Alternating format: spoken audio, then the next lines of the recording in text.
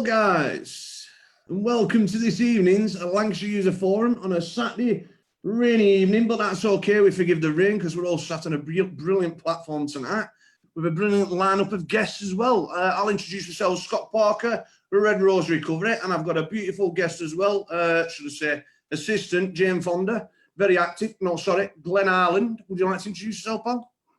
Yeah, so I'm Glenn, I'm team leader for Red Rose Recovery. Thank you very much, my friend. So, guys, we've got a brilliant lineup for you tonight. We've got people with professionals, we've got people with service users, and we've got absolutely some brilliant music as well. We're looking at mind contracts, we're looking at people picking up from stepping stones, and without further ado, I'm going to let people come in one by one to give us a brief introduction, and then we shall kick it off. So, first of all, I shall start and work my way down the screen. Joanna Johnson, would you like to introduce yourself, please? Hi, good evening. I'm Jo Johnson, Service Manager for Liaison and Diversion, which is part of Lancashire and South Cumbria NHS Trust. Thank you very much, Joanna. We'll be hearing more from you later. And Neil Proctor, would you like to come and introduce yourself, please?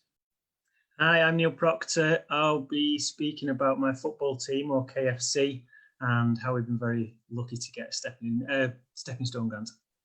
Thank you very much, Neil. And Billy Colleen, or William Colleen, would you like to come and introduce yourself, please, my friend? Yeah, my name is William Colleen. I am founder and director of Men Here CIC, which is a peer-led support group, among other things, solely for men in Lancashire. Thank you very much, Mentia. And Julie, Jade, and Luke, would you like to come and introduce yourself, please? So hi, I'm Julie, work for Acorn, and this is my daughter. Hi, I'm Jade. I own JD Bartback. If you want to know what that is, it's personalised gifts and art for anyone. Just search JD Bartback on the internet and you'll find me. Hi, I'm Luke and I'm unemployed. So we're going to do a couple of songs. Thank you, guys. Thank you. Helen, would you like to come in, please, and introduce yourself?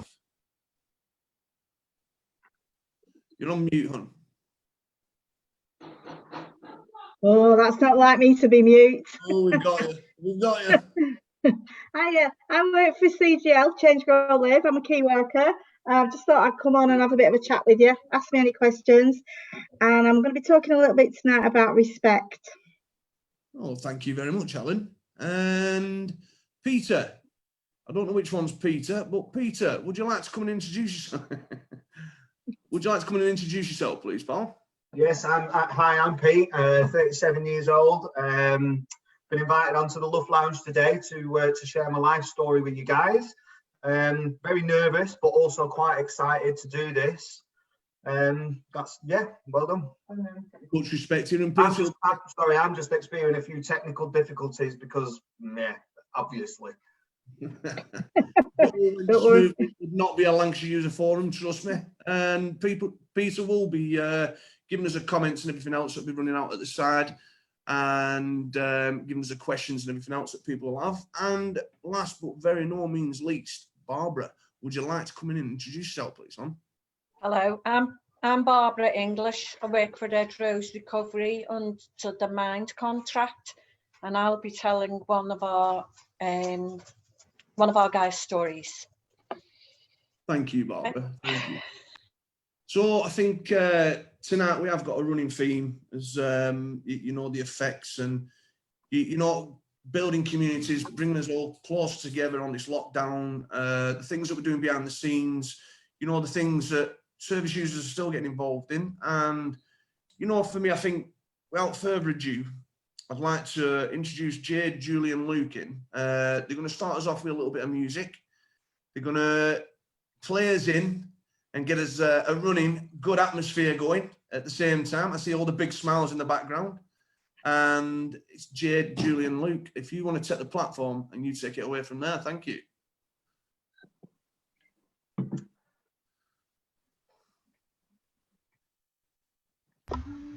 So, hi. I'm Julie. I work for Acorn, as I said. I just wanted to say a little bit about what I do. I'm a mentor over in Warrington, and I'm a branch off from Acorn who support people coming out of rehab, and they do group therapy and things like that for people.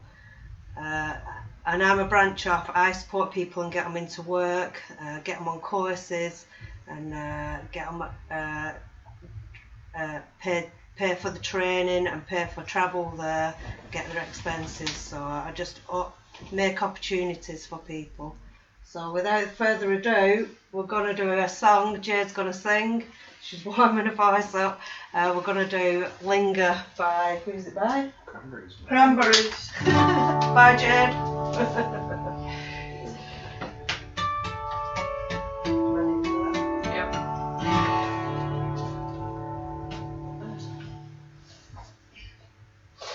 See if we get this first note right. Who starts? Well, I'll just go with a big chord.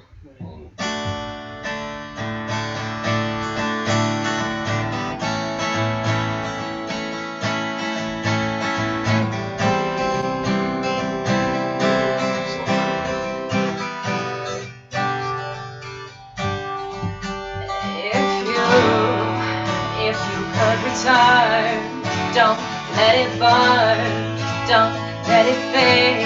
I'm sure I might be rude, but it's just your attitude.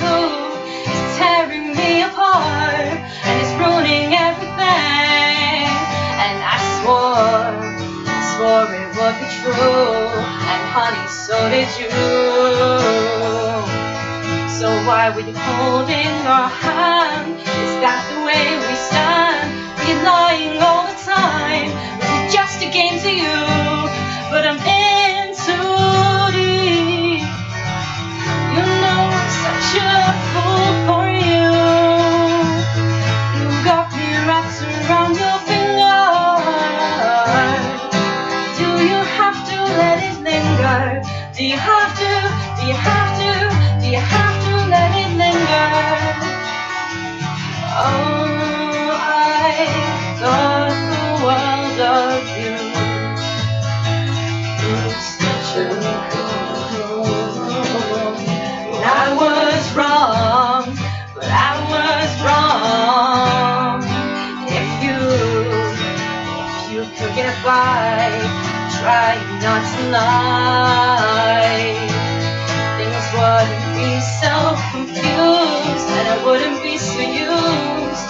We always really knew just wanna be with you, but I'm in too deep. You know I'm such a fool for you. You got me wrapped around your finger. Do you have to let it linger? Do you have to? Do you have to? Do you have to let it linger?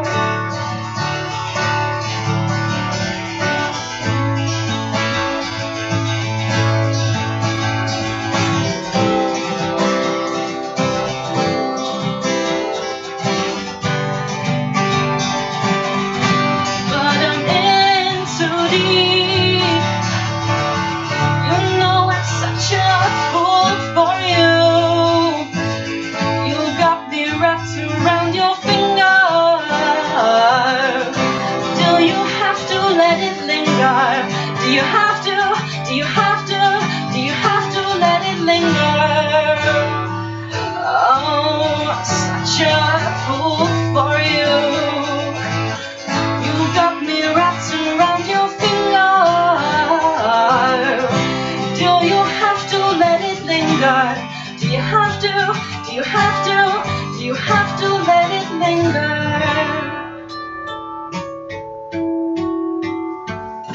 Oh, I pulled through. We did it. Absolutely beautiful. Thank you. I'll let you do your serious stuff though. No, the serious stuff comes right from where you're at, right in that front room. That is very serious. Really, can I just tap into you a little bit more there? Yeah. Yeah, so I heard you giving a brief over, the kind of things that you do in the community as well. And, for me, it's massive giving people that kind of support as well. Do you want to go a little bit more into it? Yeah, so we have 3 mentors. We cover East, West and Warrington. East and West Cheshire and Warrington. And the range comes from, you can be 10 years clean, you can be 1 month clean, you could have just got out of prison. And we're there, and we have a support system of ACOIN for people, you know. So we have the professional advice for people that have come out of recovery. The other recovery mentors are they're also in recovery, so they know the stuff. And so what I would do, I would look and find whatever, I would do an assessment with you, find out exactly what you want from what support you want. You might want maths, English, you might want to go and work on the train tracks, and I signpost people to that. So it's like a massive, it's like a massive buddy system then. So you know, you're catching people, you know, after the kind of recovery that they've been through, or with the jails and everything else. So yeah, so a lot of people when they come out, when they're in recovery and they've been using all their life, a lot of people don't have any qualifications, so they're like a little bit lost and don't know what direction to go in. So we're there to support them and give them a little bit of direction, and yeah, and set them a plan so they've got some direction where to go to. And it's massive, is that, because there's a lot of people that's coming out of addiction that's not a clue how to live life, that's not a clue, you know, kind of interests, or, you know, what we actually enjoy, you know, because if you ask me a title of a song or the kind of music or anything, I mean, that's just on music side, you know, for me, it'd be lost. It's actually engage into them conversations and open people up and find out what the real interests are. And, you know, and I think that's right. It's just taking interest in people's desires and wants. And obviously you're a big help towards that. Yeah, it is. A lot of people, they're like, it's like they've never lived a normal life with a straight head. So suddenly they're like, whoa, and it can be quite scary.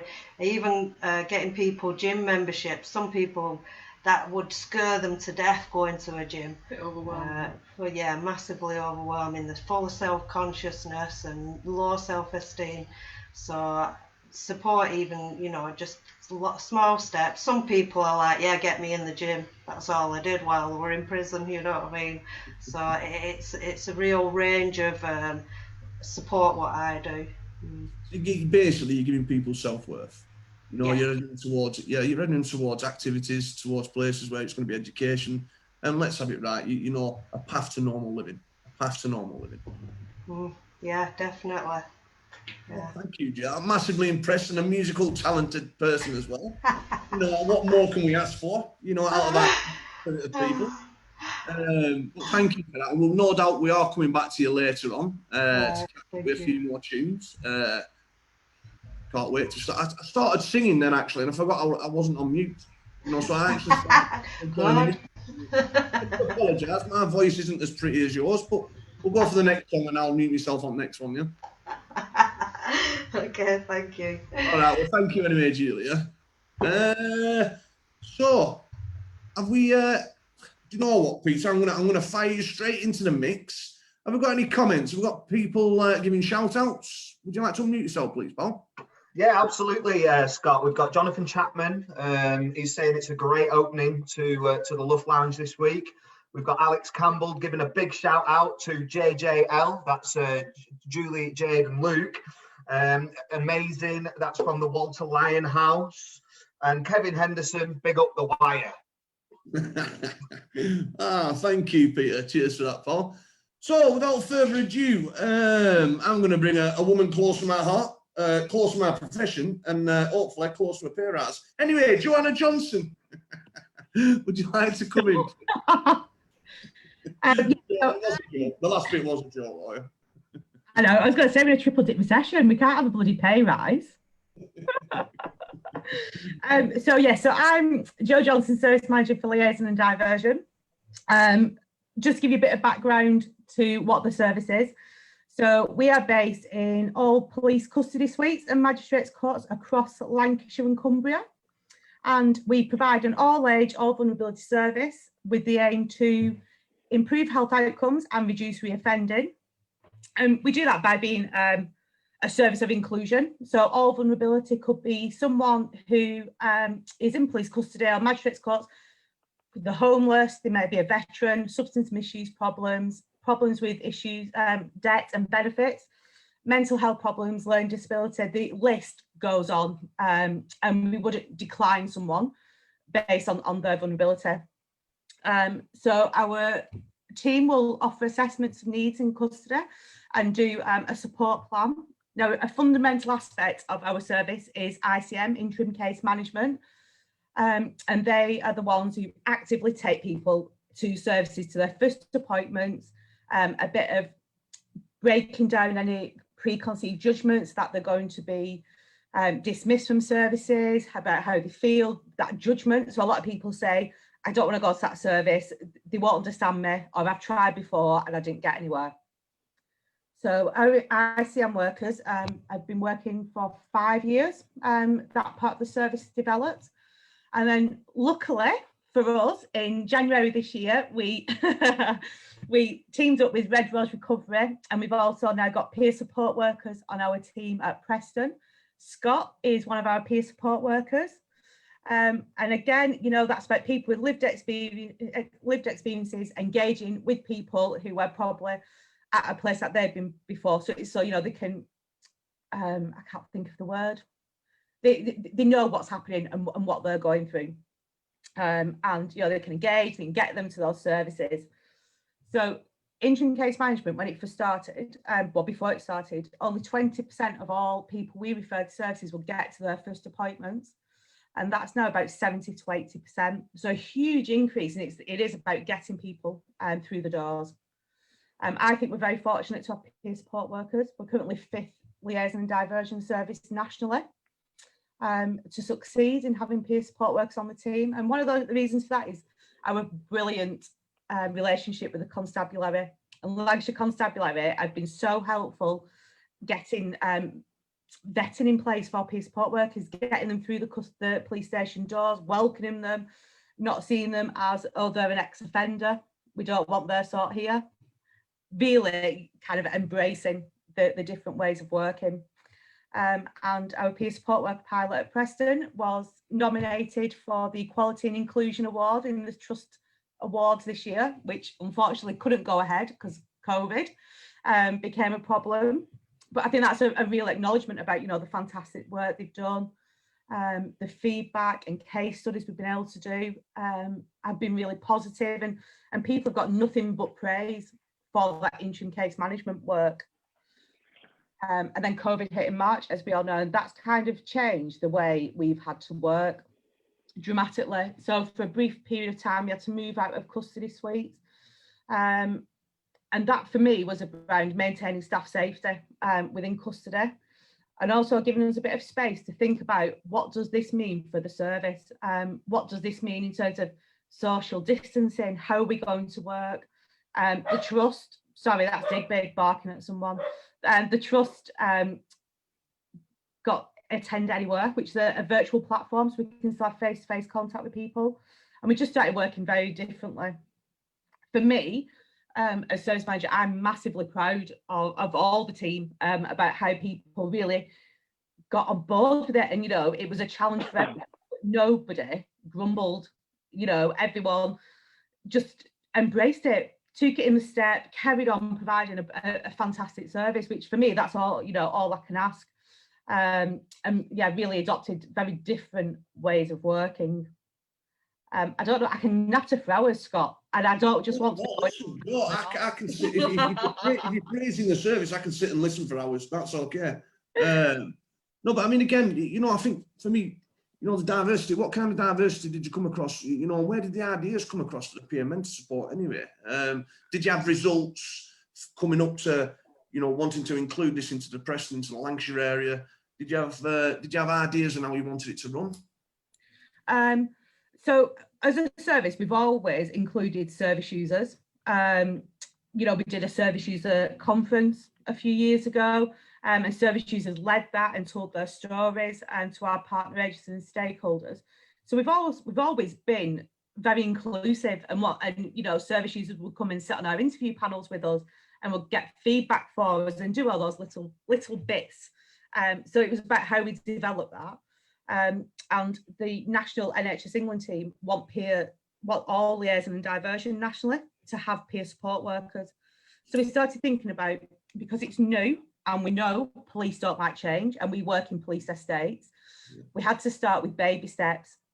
And that's why we chose Preston. You know, it's central, the team is well established, very supportive team. So it was about, let's trial it, let's pilot it, let's see what it looks like and what kind of reception we get. And then with a view from April, we'll then roll it out pan Lancashire and Cumbria.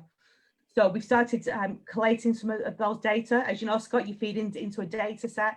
So we're starting to pull some of that data now, pull some of the case studies. And for me, the voice of people we've worked with is more powerful than numbers. I want to know those real experiences of the team. Even if someone said to me, it was shocking and I didn't want anything to do with them, I'd take that on board and have a conversation and say, well, what went wrong? Is it just that you're not at that place at this moment in time? Don't forget us, here's the number, and ring us. Or the ones who say, it's a brilliant service, I've managed to access loads of different services, these are the changes I've made, and this is the support I got along the way. For me, that's more powerful than data, how many referrals we've had through. So we're starting to really look at some of those now, sharing them with the commissioners. We've been sharing them with the constabularies, both Lancashire and Cumbria, because we cross over both, to get them bought into it further. So then when we say, right, we're going to have someone now over at Burnley custody suite, the sergeants know exactly what to expect. And for me, you know, I think it were massive, because obviously they wanted people with experience to work in this kind of area. I thought I was overqualified. I honestly thought I was overqualified. Although overqualified, a master's. But I mean, when it comes down to arrest, when it comes down to jail, when it comes down to, you know, lack of, you know, communicating with other services and what have you. And I think, you know, the kind of results that you've had as well, or we've had as a team, because it's like you said, the team are fantastic, brilliant set of guys to work with, you know what I'm saying? And without their support and their help and everything else, I mean, I've learned a hell of a lot on the job. And I think it's like you say, going down into custody and actually having them conversations with people that have been arrested and seeing the visible result as well, it's massive. It's massive because I think on most platforms, you know, and most services, if you get somebody that's been there, that's seen it, that's done it, then you're going to get more of an interaction, even as the way of conversation and what have you. And I think the service itself has been absolute. I mean, I can only praise it anyway because I work into the service, but I have absolutely enjoyed it as well. I think Glenn's got a question for you. Yeah, I echo what Scott says. The team's absolutely fantastic and what a place to start it off. But my question is, what was the challenges? Because obviously it's a massive culture shift, isn't it, to bring lived experience into custody, and it's how did you overcome that? I think we overcame it by having those good relationships with the constabulary and going seeing chief inspectors, seeing inspectors, and saying to people, you know, due diligence, I'm holding the risk and I want you to buy into it. So I wasn't saying to the police, this is your risk and you're going to have people with criminal histories in your custody suites. I was saying, I'll manage that risk and I'll take that risk away. You just let us into your building and then we share. And again, sharing case studies with them, you know, it was bumpy at the start. You know, it was incredibly bumpy. It was a rocky road, but giving them positive feedback about what's happening, what's working well, what isn't, and just continuing. You know, I'm on the phone to the inspector for Preston 2-3 times a week, just a little natter, you okay, what's happening, let me tell you about this, you know, and it helps. You know, and saying to people for the constabulary, one of the presentations I did was, nobody knows what people's lives have been like, and we shouldn't judge people for what's happened. But I'm telling you, this is where they're at now, and this is how we move forward. And we have to give hope to people to be able to progress and move forward. We can't just say, oh, because you've been locked up once, that's you done with. We need to be saying to people, actually, that happened, and that's where you were at that point. But now it's a totally different journey you're on, and let's support people to move forward. We have people change. I'm a massive advocate. Everyone can change. And it's giving people a tool to be able to do it. Yeah, I totally agree. Because when I first come in, and this was on myself, I was judging myself. So the anxiety and the nerves that I had when I went to Hutton Police Station to get cleared to come into the prison, I was like, the night before I didn't sleep. When I come into the police station, but the team just helped massively with that, and we felt part of the team. And I know that I can echo what Scott and Louise and everyone said, but straight away we felt at home, and that just released all them anxieties that were there. Yeah, there's no hierarchy. No. And I think that's really important. You know, the team don't kind of have that hierarchy approach. You're a team, you're all one. It's a collective whole, a team, and yeah, you all work together. Yeah, you try and get rid of us now. No. No, you can be our acorn. Actually, I don't know if Craig's on the stream, because I always say Craig's the acorn and the oak tree will grow, but you can be our acorn for peer support workers. No, and again, it's like Glenn said, you know, we felt real at home, and you know, and I think it's more important to let other people know that's watching this platform today is that, you know, all service users have got this experience. All service users could come on a platform like myself and Glenn and actually do the work that we're carrying out as well. So it's important to show that not only being a visible result, you know, as being in the community and being able to work with others, is that also, regardless of your background, regardless of how long it's taken you to get here, that this is a possibility for anybody. Absolutely. Yeah. And yeah, like Glenn says, low self-worth and everything. Did I think I'd be walking into Preston Police Station without a set of shackles on? No.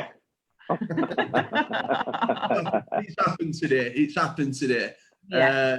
And it's like you say, I mean, again, you know, the diversity between the police and everything else. Now, I have a lot of respect to the fact that they're doing a job, and I can totally accept that today, because I'm not part of their job as to what they're looking for in this case of being arrested. So today I can settle with the fact that I'm doing a job as well. And you know, there is a common theme there. You meet in between, and you know, you can have them conversations. Although I do still feel like I'm back foot sometimes because I've got a uniform on, but that's my stuff. Yeah. What you've done is provided a platform for people to see that it's real, to be able to do that, because I know that people, Scott, myself, it's empowering to know that the fact that people aren't judging you, and there's a platform to be able to progress into them into that sector.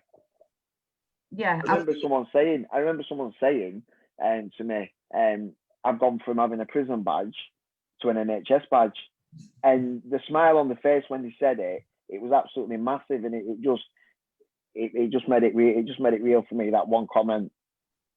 Yeah, and that is something else. Yes, you're employed by Red Rose Recovery, but you're very much part of the NHS family. And you know, I'm a nurse. I've been part of the NHS family for like 20 years this year. But you know, there's something about that. It does give you that boost, and you know, kind of the face of something. Well, I'm massively proud of, you know, the kind of work that the RCM do is, you know, the practitioners and everything else as well. I'm massively proud of the fact that, you know, we've got one of our guys on here that's come through that kind of service as well. You know what I'm saying? To be able to sit on a platform and be comfortable. And, you know, for me, it just shows that it works in all areas. You know, once we've got a buddy, or once we've got someone that can help us, just reach out and say, look, do you know what? Give us some suggestions, give us some guidance, you know, help us along the way. Massively, like Julie were talking about there as well, just being a buddy system, you know, and being, you know, an avenue to other services, you know, being there on the first appointment, you know, being able to fill a form for somebody, you know, just saying that, you know, because fear is fear itself, and there's a lot of addicts that will come out into recovery and, you know, run on fear. Now, I've had enough of fear, you know, I now transfer it into excitement, because I do recognise if I'm in fear, it's more often than not, it's because it's something brand new that I've never done before. I can step outside of that today, but with other people's help massively. Yeah, absolutely. Craig's on here, so a big shout out to Craig. I know that Debs is usually on every single week, so I don't know whether I've not seen her yet, but I'm sure she'll be there in the background. And a shout out to all the team, really. So yeah. And on that, I'm gonna invite Peter in, see if we've had any comments, see if we've had any shout outs, and this is one of our star guys. Peter. Hiya. Right, so Lorna Simpson, fantastic. There's a lot of love coming in, guys. There really is. Alex Campbell, the work Julie does in the community, signposting and supporting people to empower and enrich their lives. Kim Brown, well done to everyone. Jonathan Chapman, what a great speaker Joanne is. Very educational insight into what she does. Claire Illy, question to put out there. Stricter lockdown. Any tips on good meetings online to share with peers? And Craig Tullman, bear with me 1 second because I didn't have time to write it down. Peer workers have been an absolute credit to our services and themselves. Huge respect. Absolutely. Cheers, Pete. A massive, Peter. You know what, Peter? You're doing really well as well. You met me proud. Pal. Thank you. So you've got Joanna, and again, you know, thank you for the opportunities and things that you bring to the table. You know, thank you very much. You know, the kind of insight that you've had as to rolling out the. Sorry, I've got a cold. I can feel it tickling. It's coming. The kind of It's not the Rona cough. No, it's not the corona. I've had the snot and everything else that comes with it, so it's not too bad. But again, massive thanks to yourself and, you know, the support that you've shown us, guys. You know, yeah, the platforms that you've shown other service users that it's possible, that, you know, our insight, our experience and everything else is very valuable, very valuable. And to have that 26 years of pain for myself personally work for me today is a massive credit. It's a massive credit as to where we've come from. But thank you again, Joe. No problem. Thanks, Joe. Big love. Right, so sorry about this, guys. So we're going to move on and we're going to bring it to our very own Helen Holtz. That's going to give us a little bit, and the running theme is respect. And Helen, I'm sure, is going to talk about a little bit of RESPECT. Find out what it, anyway. To Helen. I nearly put that on to play, but I thought, no, you'd really take the mickey out of me if I did that. Hi, my name's Helen. I've worked in drug services for more years than I care to remember. And I've seen lots and lots of changes, and thankfully changes for the better that I've been singing for a long, long time. When I first came into drug service, I worked for Change, Grow, Live now. I've worked for lots of different ones because obviously we keep changing. And my theme running through all of it is that if I don't respect the people that are coming through the door, then I'm not going to get that respect back. And that's what I've been trying to hammer on, that it's no you or us in any of this. We're all in this together. For whatever reasons, and you don't know my story, and you don't need to do when you come through that door. A long time ago, it was a very different how we dealt with people, and I love how we deal with people now, because you come in and hopefully we give you the service that you would like. I'm not saying we always do, and I'm not saying it's always the best, because something we're really stretched, but I can say that everybody tries really, really hard, and sometimes we don't get respect and we get clients shouting at us, and it would be nice to be able to say, this is how hard we're doing it to make you get that prescription, because there's a lot of stuff goes on behind the scenes to do that. But then I also see the flip side of it, where I see, you know, sometimes staff not being as nice as they could be, and I always pull people up, and we work together really well, and we're working on that. We are a very good team at challenging each other when we see something that's out of line. I've known Glenn a long time, a very long time, when I worked at Fox Street Night Shelter. We won't go into that, Glenn. Go into it. You can go into it. All right. No, we won't. We won't talk about any of that. It was quite very funny experiences we had, but it's been lovely to watch him grow and change and be part of that journey with him. The first time he walked through my office, as I call it, which is a huge office, open plan, it's not mine at all, I was like, what's Glen Island doing walking past the end of my desk? And then when I realised, I was like, oh my word.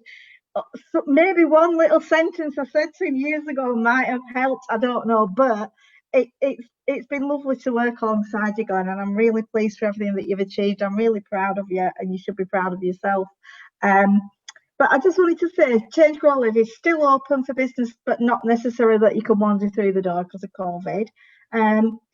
We do try and do our best. If there's anything that's not working, please tell us, because we're dead receptive. If there's anybody who wants to ask any questions, I'll try and answer them as honestly as I possibly can. Just like to say that for me, I will offer respect to anybody who gives me the same back. And I just think that, you know, listening to somebody is the best form of respect you can give them. And that's sometimes hard to do when you're really, really busy. Sometimes you have to pull yourself up and say, do you know what? And also when you know people's history, sometimes you automatically revert back to that. We're human beings. That's what we kind of do. But as long as we keep being reflective and moving forward, then I think we're going to do all right together. And I'm really I love that the liaison and diversity stuff, because I used to do arrest referral when the police hated me because I was the worker.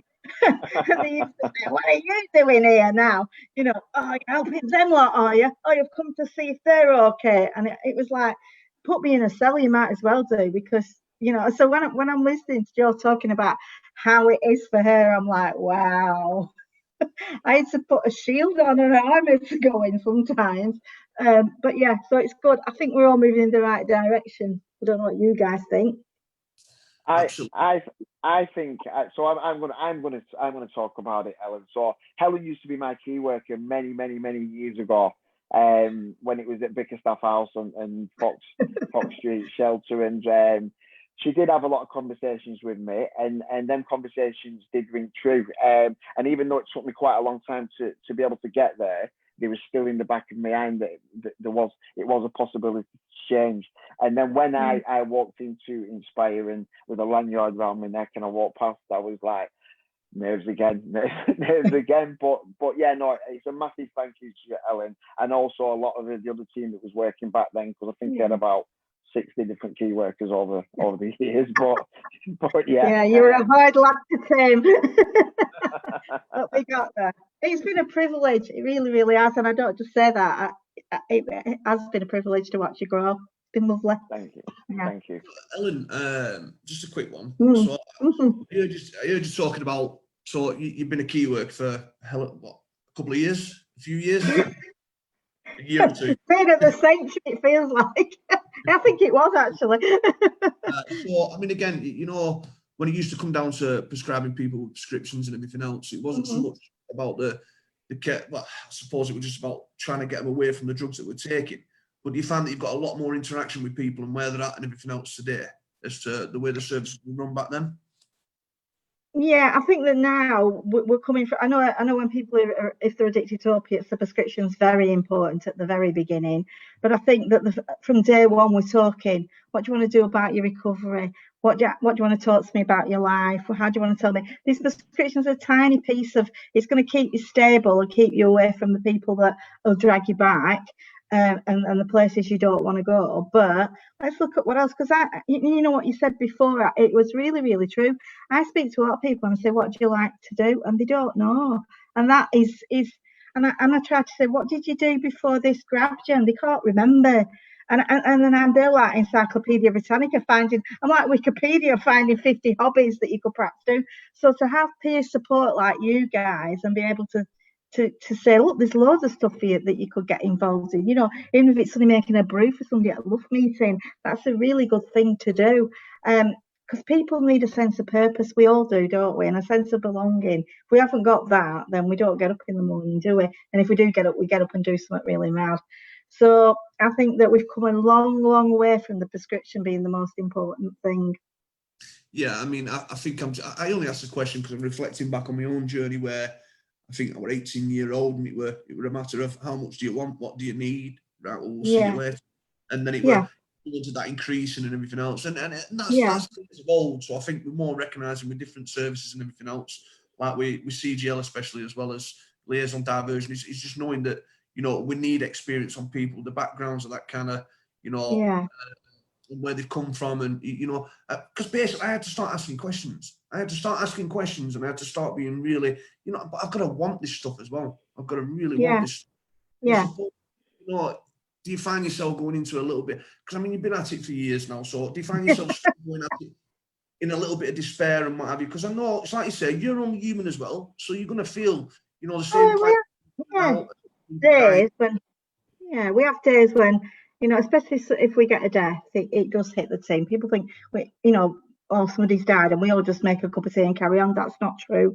People get quite upset about things, and we do challenge ourselves. What did we do? Did we not do this? Did we not do that? Were we not there at this particular point? And you could go on forever that, and it can get sad and things like that. But the greatest thing for me is when clients say to me, if I say, do you think you need an increase if they're still using on top, and they go, no, what would that change? I'd still carry on using on 150 mils.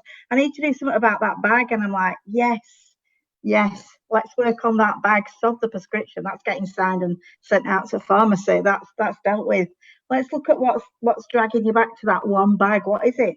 And usually it's that when you're in addiction, that's your family, that's your life, that's where you go, it's a tiny world in addiction. You just go and get your drugs, and it's familiar, and we all like things that are familiar. I can't, when people say go on a diet, it's like, oh God, I don't want to eat that food. It's the same with stopping that last bag, isn't it? It's always that last bag that's the hardest to give up, and that's what we work on now. We work on that kind of stuff. I think more sort of the question is just to make sure that that people see yourselves as being human as well, because let's have it, there's a lot of diversity that you'll come up against. People thinking that you're only there to give them a script and then move on type of thing. And I see the good work that you guys do in the background as well. And in partnership with Red Rose, helping us guys out. Signposting people towards the kind of support groups and everything else that they want. And then we actually recognise the fact that these are guys that really want this stuff, and then work with each other. And I think it's important to realise that even the people providing the prescriptions and everything else, I mean, there's a big part of your team that have that kind of experience as well. So I know there's a big part of the team that have the experience, the drugs and the alcohol and everything else, and where it comes from. And so I just think it's just massive just to recognise the kind of good work that you're doing as well in the lockdown. The kind of respect. It's been hard. It's been really difficult because it's very different being able to see somebody face to face to being trying to get hold of somebody on a phone and keep them safe on a prescription and meet all their needs as well, and worrying about lockdown or when pharmacy is going to be open. It was hard at the beginning. I don't think I've worked as hard for a lot of years, and we all worked above and beyond. Worked outside of the hours. We weren't shutting up shop at 5. We were delivering prescriptions till God knows whatever. So, but it's good to see that we're all kind of. It's nice that I feel like we've got a huge team now of outside people. So when I'm stuck with somebody, like even if it's only somebody who's coming in and being really abusive towards me, I can say to somebody on Red Rose, do you know that guy that sometimes wanders in and you know him? When he comes in, he kicks off every single time, and I don't know what to say to him. And somebody from Red Rose will go, what are you doing that for? And then it resolves itself. We get to know, and I think that's the beauty of having all of us together. And this is a great thing, this Saturday night thing. I'm liking it. I need to get out more, Glenn. But I can't because it's COVID. Oh dear. Absolutely brilliant. I think it's really important though, isn't it? The fact that like you just said, that there's other factors into somebody's recovery. It's not just a prescription, it's everything else. Because I think that for me, when I was in that game, it was like when I was trying, I was focusing on the substance rather than actually my behaviours. And then when I flipped it on its head and started, because I was the problem, drugs wasn't the problem, it was me. And then when I flipped it and started looking at my behaviours and factoring everything into that, friends, relationships, all of that factored into it, and I focused on that, then everything fell into place. So it's like, I totally agree with what you're saying. There's a lot of different factors that come into someone's recovery. And when I say recovery, I don't mean substances. I mean mental health, everything. Yeah, there's a lot going on. We're all playing towards it, same end game. It's all about helping the service user. It's all about helping the person get to where they want to be at the end of the day. And I think for me on that, Peter, would you like to, do you want to unmute yourself, pal? Let's see if we've got any feedback for Ellen. Yes, so Kevin Henderson, amazing Helen Hull. Wendy Moss, big hugs, amazing key worker, proud she's part of the Preston team. Leanne Roberts, very admirable work. We all need Helen. We all need a Helen. It's massive for recovery to feel like you belong to something. And just a personal point here. I did address Claire Illy's question earlier. Stricter lockdown. any tips on good meetings online to share with peers? If someone could answer it, that would be great. Thank you. Right, so I think on that, you know, we call about online support. So we've got a lot of things going on for Zoom at this moment in time. Red Rose has got a hell of a lot of support groups going on. I couldn't even mention them all. It's the amount that's going on. But I think if we direct, yeah, Glenn, please. Yeah, so I'll put the link into the chat. If you go onto Red Rose Recovery's page and go to what's on, there's all different links, and that's not just in Preston, that's all across the Lancashire, and you can actually enter the groups from that website. So I'll put that into the chats. So yeah. Then you will actually be picked up by one of the Red Rose Recovery staff and helping towards filling the membership form. And not only that, you will then start associating with your peers and getting peer-to-peer support. I'd like to massively advocate my own. We do a music therapy as well on a Monday night, and it goes swimmingly well. And you know, and I think it's just brilliant the kind of connections that we get on there, and just realizing that we're not on our own. That, you know, we don't have to think and feel like the way we do and think that we're isolated and all that kind of, you know, and it's massive what Glenn says as well. It's not about the drugs, it's about us behaviours once we stop taking the drugs. Because if anything like me, I was feral. I didn't know how to live, and I had to start having a look at all that kind of stuff. But whereas today, yeah, I absolutely know how to live, which isn't a bad thing because we get to share that with other people. But thank you anyway, Helen. It's been a pleasure. And I'll no doubt see you in the office again now. Massive love going out to you as well as support. And I'd like to move it on. And we're going to start talking to Neil Proctor, which is massively got a football team and a lot more things going on for you. We've got a VT we want to play for you as well, haven't we, Neil? Yeah, I think you're going to play that in a couple of minutes or so. Yeah. Yeah. Cool. Well, thanks for having me on, really, and hi to everyone. I've been asked to come on and talk about a football team that I'm involved with called Old Knackers Football Club, and it is exactly as it says on the tin. We are old and knackered. We are a group of mainly 35-year-olds and above. Some of us are carrying a little bit of weight as well, and we set up one really to play football, but we, instead of just playing football in a team, we wanted to create value as well. So what we did, we decided we would only play charity games, and we raised money for charity. So yeah, we set up to play football and to give, really. What we do, we play, it's an 11-a-side team. We've got a squad of about 25 players. We're not looking for players at the moment. Our squad is full.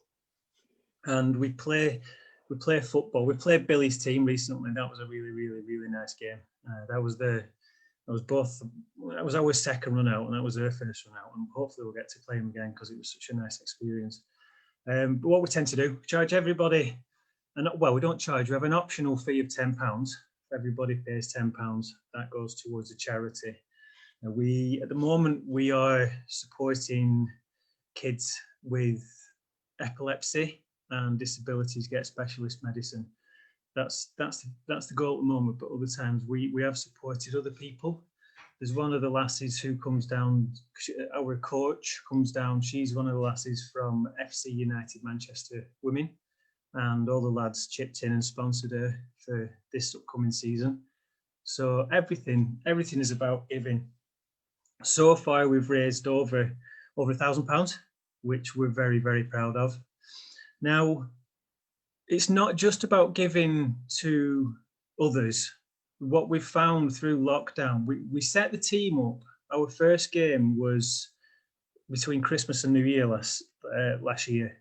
We played a pub team called Moor Park United, who we play them twice a year, and we have a great game with them as well. They always beat us because they're young and skinny.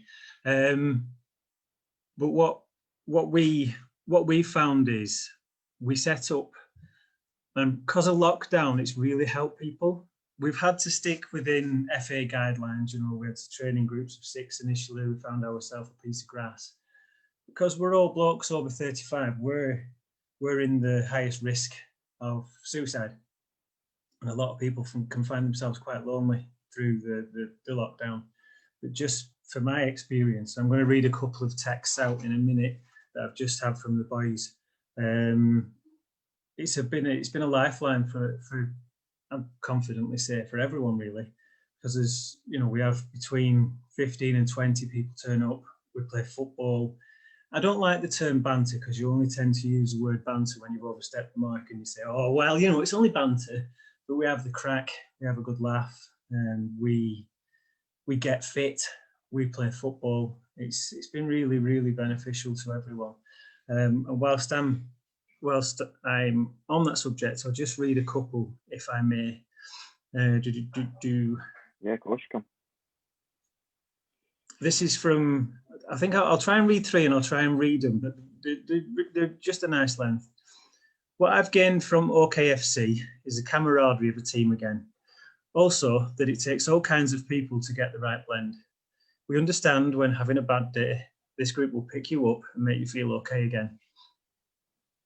I respect every one of these lads for what they bring to the group. Know that we're in it together, win or lose. I've got this one. This one's a little bit of a longer one, but this really touched me when this came through. I started with Old Knackers FC not long after a very difficult breakup. I'd left my family home, lost all forms of a healthy routine, which affected me mentally and physically. At 36, after the breakup, I was feeling very much down in the dumps. And one day, blending into the next with not much purpose, but living for the weekends when I would see my kids. I was diagnosed with depression and anxiety, and I felt like my world had fallen apart. I started to take part in the Old Knackers football and was lucky to know a few faces. However, my confidence was shot at this point, and my anxiety made me feel like I didn't want to take part and couldn't take part. Now, flash forward nearly 6 months after joining, my fitness is very much echelons ahead of what it was when I started, and there's certainly more room in my pants. I hope that's in a good way, and mentally I feel much better. The camaraderie of the lads and the support we give each other is just, in a nutshell, brilliant. I've gone through some dark days and dark times mentally, but the 2 highlights of my routine the routine of my kids and getting out there training with the OKFC. I feel in a much better place with the support, friendship and team ethic of the lads, and it's pushed me to a better place, and now I am looking at my own house and seeing my kids regularly. Life is getting back on track again, and OKFC has been a big part of that. And this is one of the parents who's involved. This next one is one of the parents who's involved, and he's a parent of one of the children we support. Since joining OKFC, it's given me a chance to meet people, which is important to me as a parent of a disabled child. Socialising isn't easy, and friends are something I didn't have until I got involved with OKFC. It gives me time out from home, and it's helped my own mental health, as I don't have to pretend, and I can be myself without the stigma of having a disabled child. The lads are so supportive and always someone to talk to if needed. A great bunch and a fantastic outlet for me. Much love, you bunch of great fellas. That for me sums up what it's all about. We've been very lucky moving on to the funding. We've funded it all ourselves. Everybody mucks in. It's a really, really beautiful thing. Normally when you get a group, especially a football team, there's 2 people carrying all the balls, all the kit, organising everything, but everybody pulls in together. We're very lucky to get a really beautiful kit. Somebody within the team bought that. We have people who have been sorting out insurance. There's nobody takes the absolute responsibility. It's a real collective effort, which makes me very proud. We applied more in the off chance, really, to Red Rose Recovery, see if we could get a bit of money to support us because of the benefits that it brings to these, predominantly over 35-year-old men. And we've been given an award which is going to help us massively. It's going to pay for us to train on AstroTurf through the winter, because obviously we can't train on grass, which is going to keep that connection between the boys. I'm just going to show you the badge. Can you see that? Yeah. It's a bit of a coincidence because Old Knackers is what we are. We're old and knackered, but it's actually OKFC because we're all okay. Cheesy, but beautiful. Back onto the grant. The grant is also going to take us on to our next step because we are we're not in a position fitness-wise to join a Veterans League because none of us are ex-semi-pros, and Veterans Leagues tend to be of a very high standard. But we all wanted to get involved and become a team officially. With COVID and with the FA guidelines and everything's been, you know, Preston was in lockdown, some of us are from South Ribble, and it's been the goalposts, to use a pun, have been moving quite a lot. We've decided to register as a team, and you need to get insurance for your public liability insurance and player insurance, and that we'd have been going back to the boys to ask them to stump up a little bit of cash and chuck in. But thanks to the Stepping Stone grant from Red Rose Recovery, that's going to cover us becoming a team. And I can't tell you how massively grateful I am that we can become an established team, and hopefully we'll be here for 10, 15 years. And my two sons play with me, they're 25 and 22. That's why I say mainly 20, 35 and above. And I'm hoping that when they get, you know, in 20 years, when they're old and knackered like me, that they'll be playing for us. So it's really going to establish us and give us a longevity that we didn't think we could get. So I am massively grateful, and I think I speak for the rest of the boys and for the female coach as well. Future plans, obviously become a team, a proper team with affiliation. Win a game would be nice. We have an habit of playing young people and they run through us. We're looking to get more friendlies on board. We're looking to build up a network of clubs, because I said earlier that we played Billy's team, and Billy's team, we're a really nice set of lads, and we want to, you know, play teams twice a year. Once, you know, we'll be playing on a Sunday once a month. Last Sunday of every month, and play teams twice a year. So it's not a league especially, but it's that kind of, we get to know people, and we may go to a drink afterwards. I think we're not recruiting players at the moment. The squad's full, but yeah, we're very proud of what we do. Like I say, we've raised over £1,000 so far, and that's only in 3 games. So we're very, very proud. I'm very, very grateful for the support that we've been given from Red Rose Recovery and from other places as well. So I think it's massive, Neil, as to, you know, the kind of help and support that you're showing other people as well, because it's not just about the football. Obviously, no, it's not just about the football. It's about, you know, the kind of people that you're connecting together, you know, the kind of identities that people are pulling from each other as well. And not only that, you're connecting different societies with each other, you know, and opening the minds and the possibilities up to other things, stepping them outside the comfort zones, and then evidently, this is it. So the comfort zone, be it physical or be it mental. You know, for me, the mental well-being is massive as to what you're getting out of all of this. And again, winning a game, I'm sure it'd be a good one. But it's a long way off. But it is all part of the process of what you're doing as well. So I think it's... What I've found is the football is the vehicle. It's the thing that brings everybody together. The fitness works because it releases the endorphins, and it's a health point of view as well. So, you know, the boys are much fitter than they were this time last year, for example. But the camaraderie and that connection, getting a group of 35-year-old men who were one of the hardest demographics to reach, it's something special. And we got beat 5-3, I think it was last Sunday. It was a great game, played a team very similar to us. No complaining, no arguing. We went off afterwards and everybody was having a laugh. And that's unheard of in football. You know, the no arguing thing is just, I've never experienced that before. You know, we're very positive, but we're not overly positive. Somebody needs a talking to, they're going to get one. So we're going to emphasise this now, Neil, by playing a VT. We've got 2 minutes VT to play for you. So if you want to get his eyes down, and I'm sure Glenn Ireland's got this ready for us. Hello. You there, Glenn?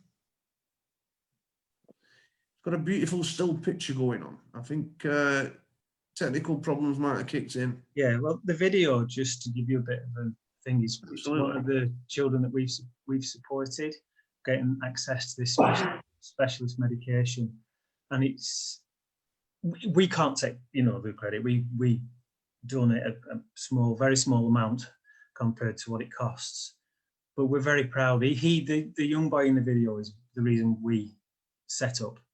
That's why he's the reason we exist. Yeah, yeah. So, Glenn, we've got you back. Nice to see you. The still picture were just as good. Do you want to play the VT for us, please, pal?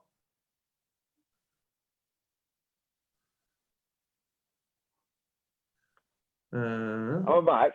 Oh, you certainly are, my friend. Hello. Nice of you to join us. Sorry, I think my internet's playing up. Just waiting on you, VT specialist. Videotape, I got reminded the last time I was on. That's what it means, videotape. Although we do play with the internet and CDs, I think they're a thing of the past today, aren't they? Would you like some comments while Glenn gets that sorted? Why not indeed, Peter? Thank you. Absolutely. Right, so from Liz, Neil, big respect to you. You're doing amazing stuff in the community. OKFC for the Premiership. Order, nice one, nice guy, Neil. Jay Chapman, Neil Proctor, OKFC. You're an absolute inspiration, mate. The love for you is oozing in here. It really is. Lorna, inspiring. Scott Shaw, thanks Red Rose Recovery for the help. Love being part of OKFC. And then Paul Griffiths, best thing he ever did was join you guys at OKFC. Oh, massive support, massive support. So, Peter, is that me and you that's going to join the football team, or are we still old and knackered? Mate, I'm far too knackered to be going to play football. I was always a rugby guy. You know, I see a ball coming to me, I catch it. And with the new handball rule that's coming, I'm going to be knackered doing that, mate. Thank you anyway, Peter. Nice one for that. I'm back. Oh, Glenn, you're always there. We need, miss you. I apologise about that. Virgin, you can't, nothing you can do.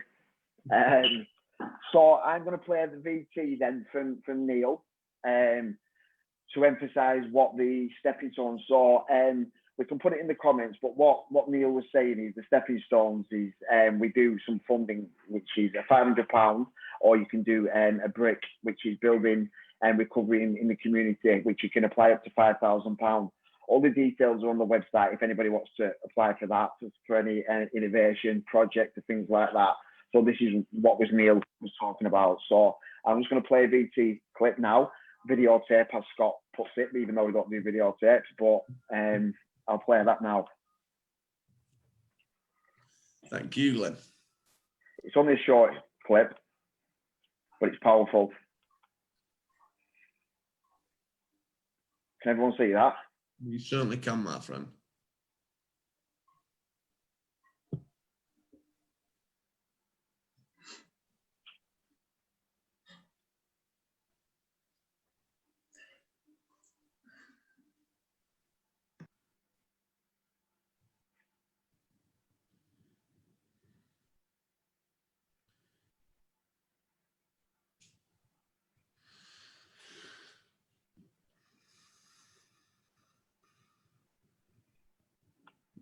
Oh, thank you for that. Neil, do you want to talk us through that, please? That's one of the boys. That's the little boy who we support. He's. I don't want to talk too much because I don't want to talk out of turn, but I've seen videos of him when he was on the different medication, NHS prescription, and there was not much going on. Bless him. It's hundreds of seizures a day. And he just wasn't really responsive from what I could see. When you see him now, he's just a live wire. He never stops. I saw a video of him today, and he's been choosing.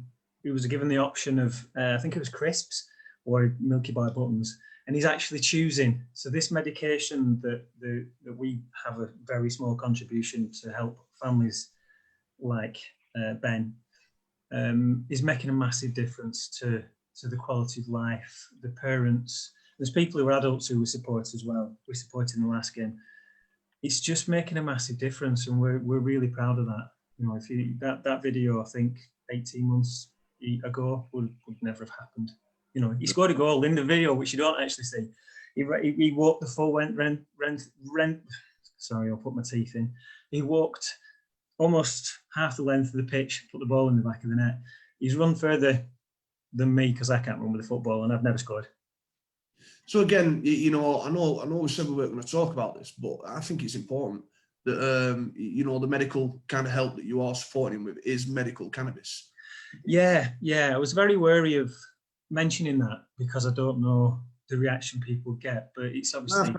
I think me personally, when I look at something like that, because it's being used for a very important situation, it just shows then that we shouldn't be afraid of talking about things like this that help out a situation like that.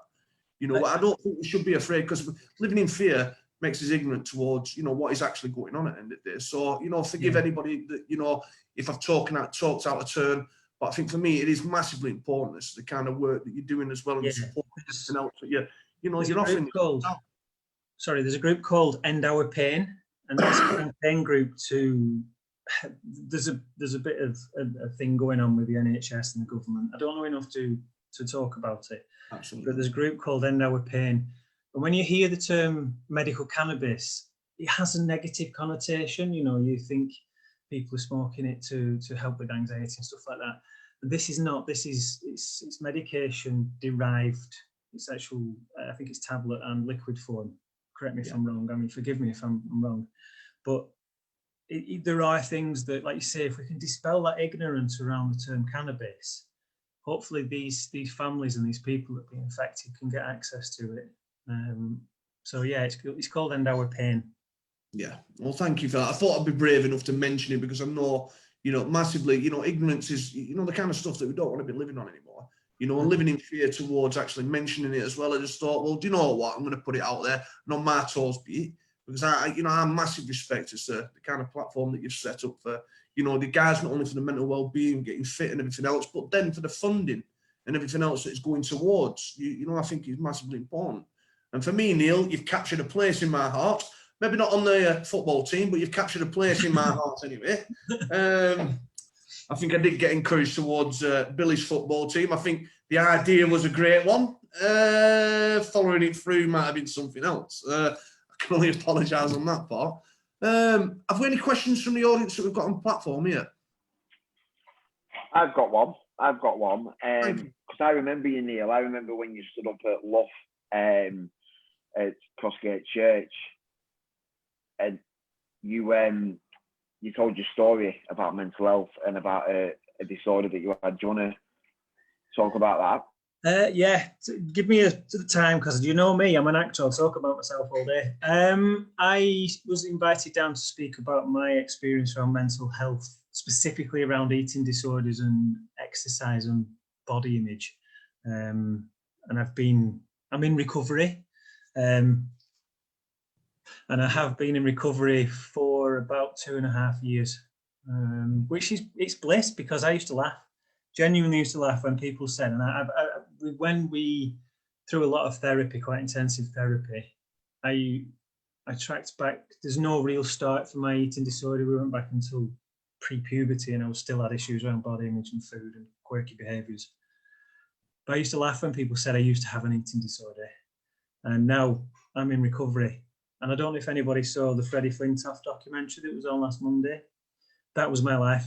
I was so much worse than that. That constant battle of just really destructive behaviours and mindsets. So yeah, massive respect to you, Neil. And in fact, recalling it back, I do remember you on that platform actually talking about your journey as well. And and from where you've come from there to actually, the organising of the football, and then reaching outside your own needs. Because sometimes when we put ourselves last, we come first, because of the rewards and everything else and the benefits that come behind, helping others actually enriches our own soul. And I think for me, Neil, you are one of these shining characters, may I add, one of these shining characters that are helping a community wider than what you could ever possibly imagine. And especially, for the little boy himself and that. So I'd like to say a massive well done. Peter, let me give you your piece. Have we any feedback for Neil again, or anyone in shout outs? Well, the love that's coming in is unbelievable for Ben. So obviously the work that you're doing is an absolute, it's fantastic for him. You've not to be as modest, Neil, because you know at the end of the day, what you're doing is fantastic. Go on, Ben. Ben's a legend. Just so much love, mate. Honestly, it's just amazing, and yeah, I'm glad you got it out there with your message, because I think what you're doing, you know, within the medical sector for that is fantastic. You know, my mum's got MS. She could benefit from something like this, but the stigma that's attached to it because of the wording around it, she's scared to do it. Absolutely. Yeah, I think one thing I need to clarify is I've never ever been called modest. I can't take credit for stuff. We have a very, very small input financially, but we are just showing support that people care, and that's what really matters. I think what we're talking about, the modesty is you know, the kind of places where you put yourself, the people that you're helping out as well. You know, it's massive, the kind of impact that we don't actually see, but you know, people feel. And you know, let it sit with you, Neil. Let it sit with you. You take it on board, my friend. You deserve it. Yeah? But massive love to yourself. Massive love to yourself. And I think it's very apt. Is there any more questions? Have you any more questions, Glenn?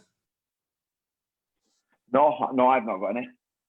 Well, I think it's very apt from one mental health well-being to another mental health well-being. Thank you very much, Neil.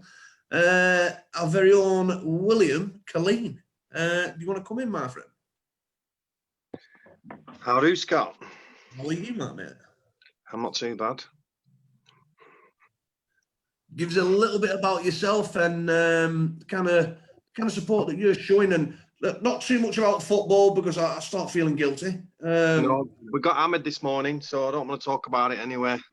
And Neil never told you, he's very modest, that he beat us as well, so there you go. Yeah, go on, I'll get started anyway, Scott. Men Here it started off basically as just a peer-led support group, but it is solely for men. But as time's gone on, it's just absolutely ballooned, really. I mean, we run all different sorts of stuff. We do a peer-led support group, one-to-one groups, phone calls, Zoom calls due to COVID, gardening, football, everything. We're even going to have to start, like, a lot of people that get signposts to us. Sometimes they don't get in touch with us till 11, 12 o'clock at night sometimes.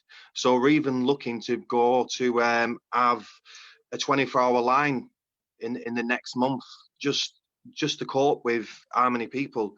I mean, at the moment we're dealing with people from Manchester, Blackpool, Lancaster, Skelmersdale, Burnley, Blackburn and Darwin. And then we had another guy ring me from Manchester this morning again. It's absolutely huge.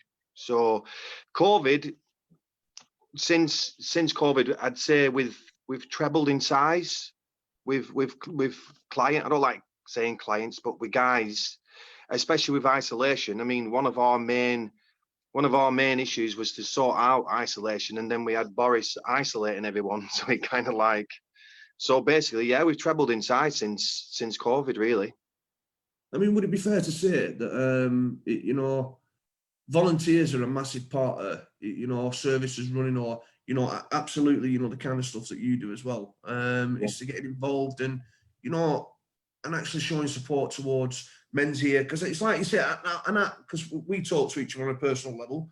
I'm very aware of how busy you have got now with the COVID, and like you say, especially the isolation, how difficult it's been to get your groups up and running again. And I'm aware that you are the founder of this, and the heartbeat of this is going on.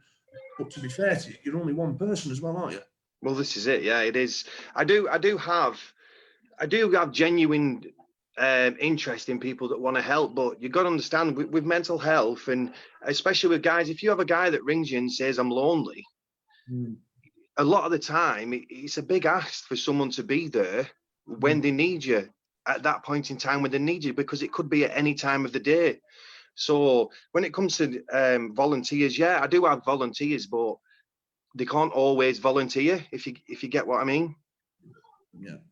Especially when it's free. Do you know what I mean? Some people, a lot of people don't do things for free. Do you know, it's... Well, let me reiterate this then. So, you know, for my 6 to 8 month of volunteering position, out the back end of that, you know, come experience for a start, come aware, a lot more awareness. And this is just me to advocate, you know, volunteering and everything else, because it's massive as to being a volunteer, to actually getting your foot then on a ladder, as to getting the experience, as to maybe getting a job out back end of that and everything else. I mean, most people, you know, so a lot of people might not go out and be thinking about a job in the first place, but once they've got all that experience and everything else, and I think it's a massive platform for people to gain that kind of experience. It's the kind of people that we're dealing with in the community as well.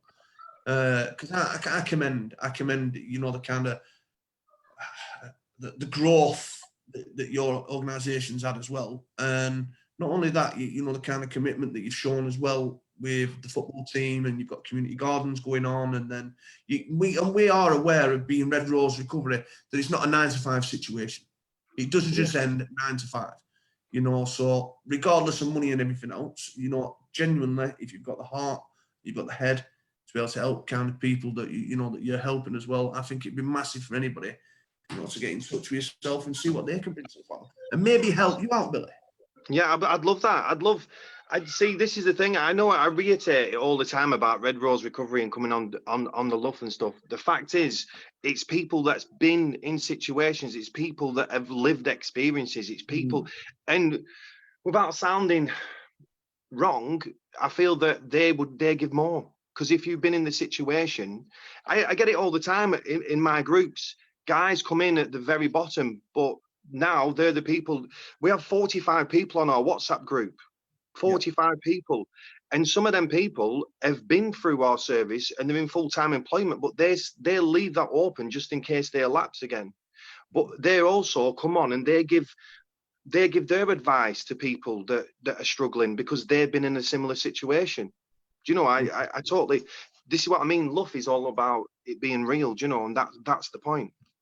No, and I mean, again, it's like I say, through these conversations that we've had, Billy, you know, I absolutely recognise that, you know, the kind of, because again, one person, you're only human, do you know what I'm saying? And, you know, I'm interested in the kind of support you receive sometimes, but that's on a more personal matter. Yeah. What's your kind of journey as to where, you know, you thought about men's here, what brought you to this kind of situation, and, you know, what opened your mind up instead of helping your own community? I love, everyone that knows me knows I'm from a council estate, you know, and council estate, I love community, and I feel that we're losing. Community is losing its identity at the moment, and I fight to keep community. Do you know, community is everything sometimes. So Men Here is its own community now. Do you know, we have our own, it's our own community, and it's like Neil said before about camaraderie with the football team and stuff. That's what it is. And I could have a guy on the phone and he'll ring me and he'll go, I'm at rock bottom. And by the time I've ended up having that conversation with him, he is emotional, knowing that he has found somewhere where he has a possibility that he could belong. Now that's massive for someone that has been isolated for 15 years and too scared to reach out, eventually reaching out, realizing that it possibly could be part of something. It could actually be part of something, and that's a huge thing for anybody, really, especially being isolated for so long. And this is a massive thing, and it's because that's a human condition, and we need to feel a part of something rather than a part of nothing. You know, yeah, definitely, yeah. You know, and it is that you. I think me as a human being, I need to be connected to other people. It's massive, because you know the opposite to any kind of addiction or mental health is connection. You know, we've got to be connected to other people. You know, we've got to experience other people, and you know, get given guidance and suggestions and help, and you know, open up ourselves enough to be able to take on other possibilities of what we are worth, and giving other people self-worth. You know, and I know you're massive in that, Billy. I know you're massive in that, in, you know, confirming people and, you know, encouraging people, and you know, and I think it's a massive thing that you do. A massive thing that you do, Bob. Cheers. Yeah, I think that. Sorry. No, go on, Billy. Go on, you're all right. Sorry. On, I think that it is, self-worth is a huge thing. It is huge, and it costs nothing. It costs nothing just to build somebody up. Do you know what I mean? And the end results they're immense. Do you know what I mean? It's not like people come to you and they don't realise that they actually have their own tools to help themselves because they've been beat down for so long. Do you know what I mean? Yeah. You crap at this, or do you know what I mean? They just feel crap. And it's kind of like putting a bit of belief in someone to show them that, yeah, you have got the tools to get out of this. Do you know what I mean? And all you have to do is nurture them in a way that they can do that. And it's not just me. It's when you look at the other guys in the group that are going through similar things, that they kind of like lean on each other, and it's kind of like a team effort, do you know? And that's the thing. And I think, you know, as part of being with Red Rose and the kind of groups that we run as well, you know, it's massive, is that peer-to-peer support, peer-to-peer identification, you know, people being able to draw off each other's weaknesses and strengths, and, you know, being able to be shown a different way, you know, or just having that conversation. Look, you know, I'm not feeling it today. I'm totally off scale. It gives a few suggestions, you know. Yeah. That's exactly what the WhatsApp group's like. Sorry, it's people would honestly. It's if you could bottle it and sell it. Do you know what I mean? It's the way that all the guys. I've got to sometimes got to pinch myself how well it works. Do you know what I mean? Because it's simplicity in itself. But when you watch the other guys, see, when we had the WhatsApp group, it was me that would go on and try and, I won't say give advice per se, but now I can sit back and the other guys in the group will help each other out.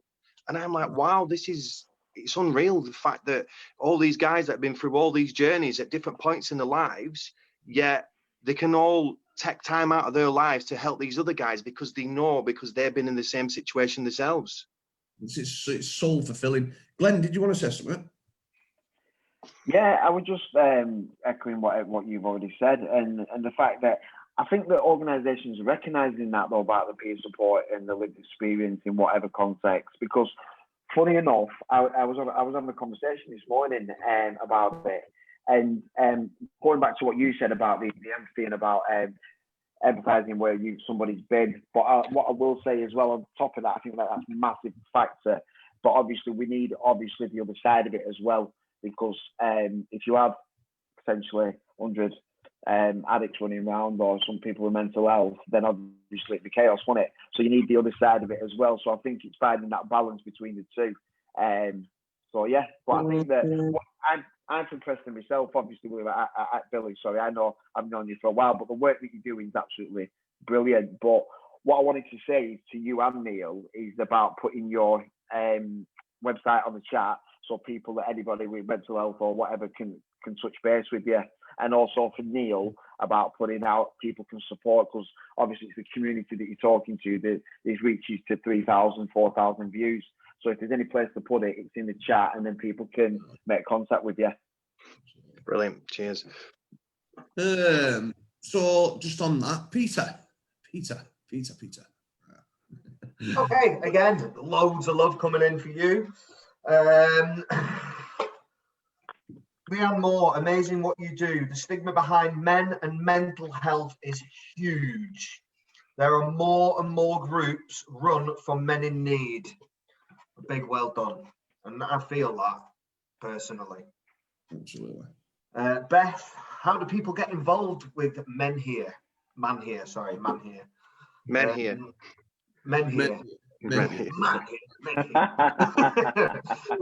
Joe Duffield, I volunteer, William, and when I came into recovery, I loved it.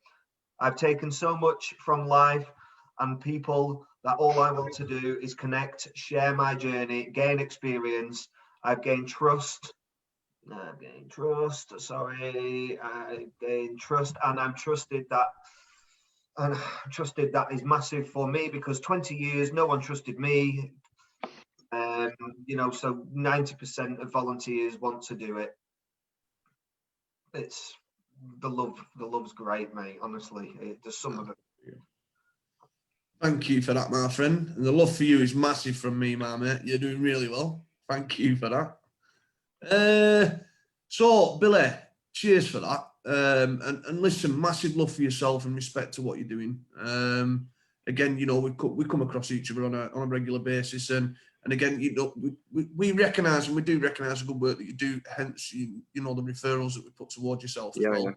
You know, it's definitely a partnership between ourselves and yourselves, and and anybody else that wants to get involved. But I'd like to say that if we've got any people out there that are confident, that are lived experience, that would like to put themselves towards Billy and maybe giving him a hand, and maybe doing a bit of volunteering as well, because again, I'm quite aware, Billy, that you do take on a massive amount of work, and again, much respect for all that, and we are going to move on, not my friend, but thank you as well for participating. Cheers. No, thank you. I'm going to bring Julie, Jade, and Luke in. I think have we got a song? Oh, listen, I don't want to catch you unbewares, but have we got a song that we could just throw in the middle of all that? Yeah, because we were short notice. Am I drumming on this? Yeah, sure. If you want. Or is it the one? Is it the other one? It's the... No, it's the other one. Is it the other one? Yeah. So, because it was short notice, we didn't get a lot of time to practice, so Jade and Luke are going to take over on this one. Absolutely. And just do a song. So, yeah. I might do a bit of drumming. Might join in, I don't know. So, put Luke off. This is Landslide by Fleetwood Mac. And just wait for you. And everyone's been brilliant that's been on, really informative and just really motivational for everyone in the community, just to know that there's something there for them. You ready? Nope.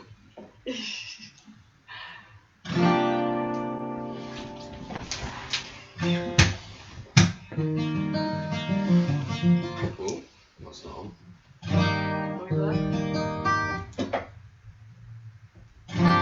Yep.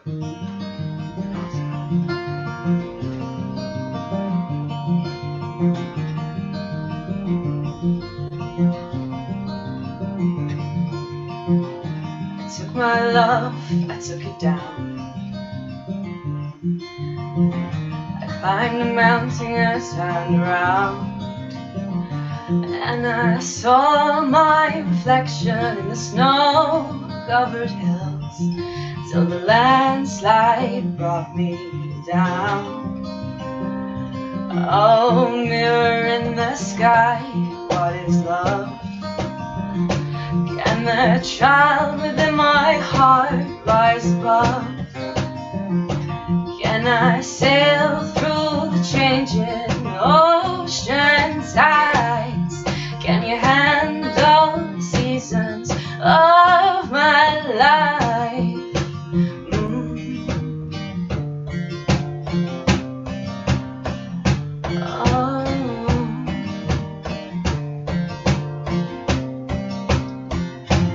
Well, I've been afraid of changing, 'cause I've built my life around you. But time makes you bolder, even children get older, and I'm getting older too. I'm getting older too.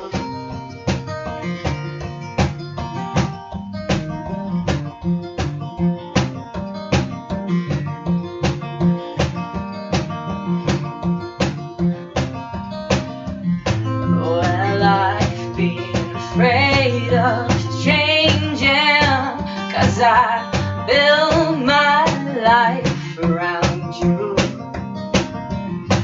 But time makes you bolder, even children get older, and I'm getting older too. Oh, I'm getting older too. Take my love, take it down. Oh, climbed a mountain and I turned around, and if you saw my reflection in the snow-covered hills, yeah, the landslide bring you down. And if you see my reflection in the snow-covered hills, the landslide will bring you down. Oh, the landslide bring you down.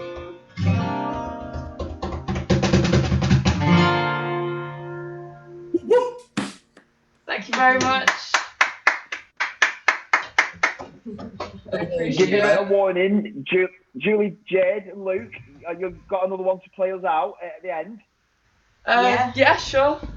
Right, so I'll give you a bit of warning this time. Thank you. Britain's definitely got talent tonight. Britain's definitely got talent. So on this, I'd like to bring a special guest in for myself personally. So I'm going to listen to a little bit about Peter's journey, and I'm not going to say too much. I'm just going to let Peter explain himself. But Peter, would you like to come in, please?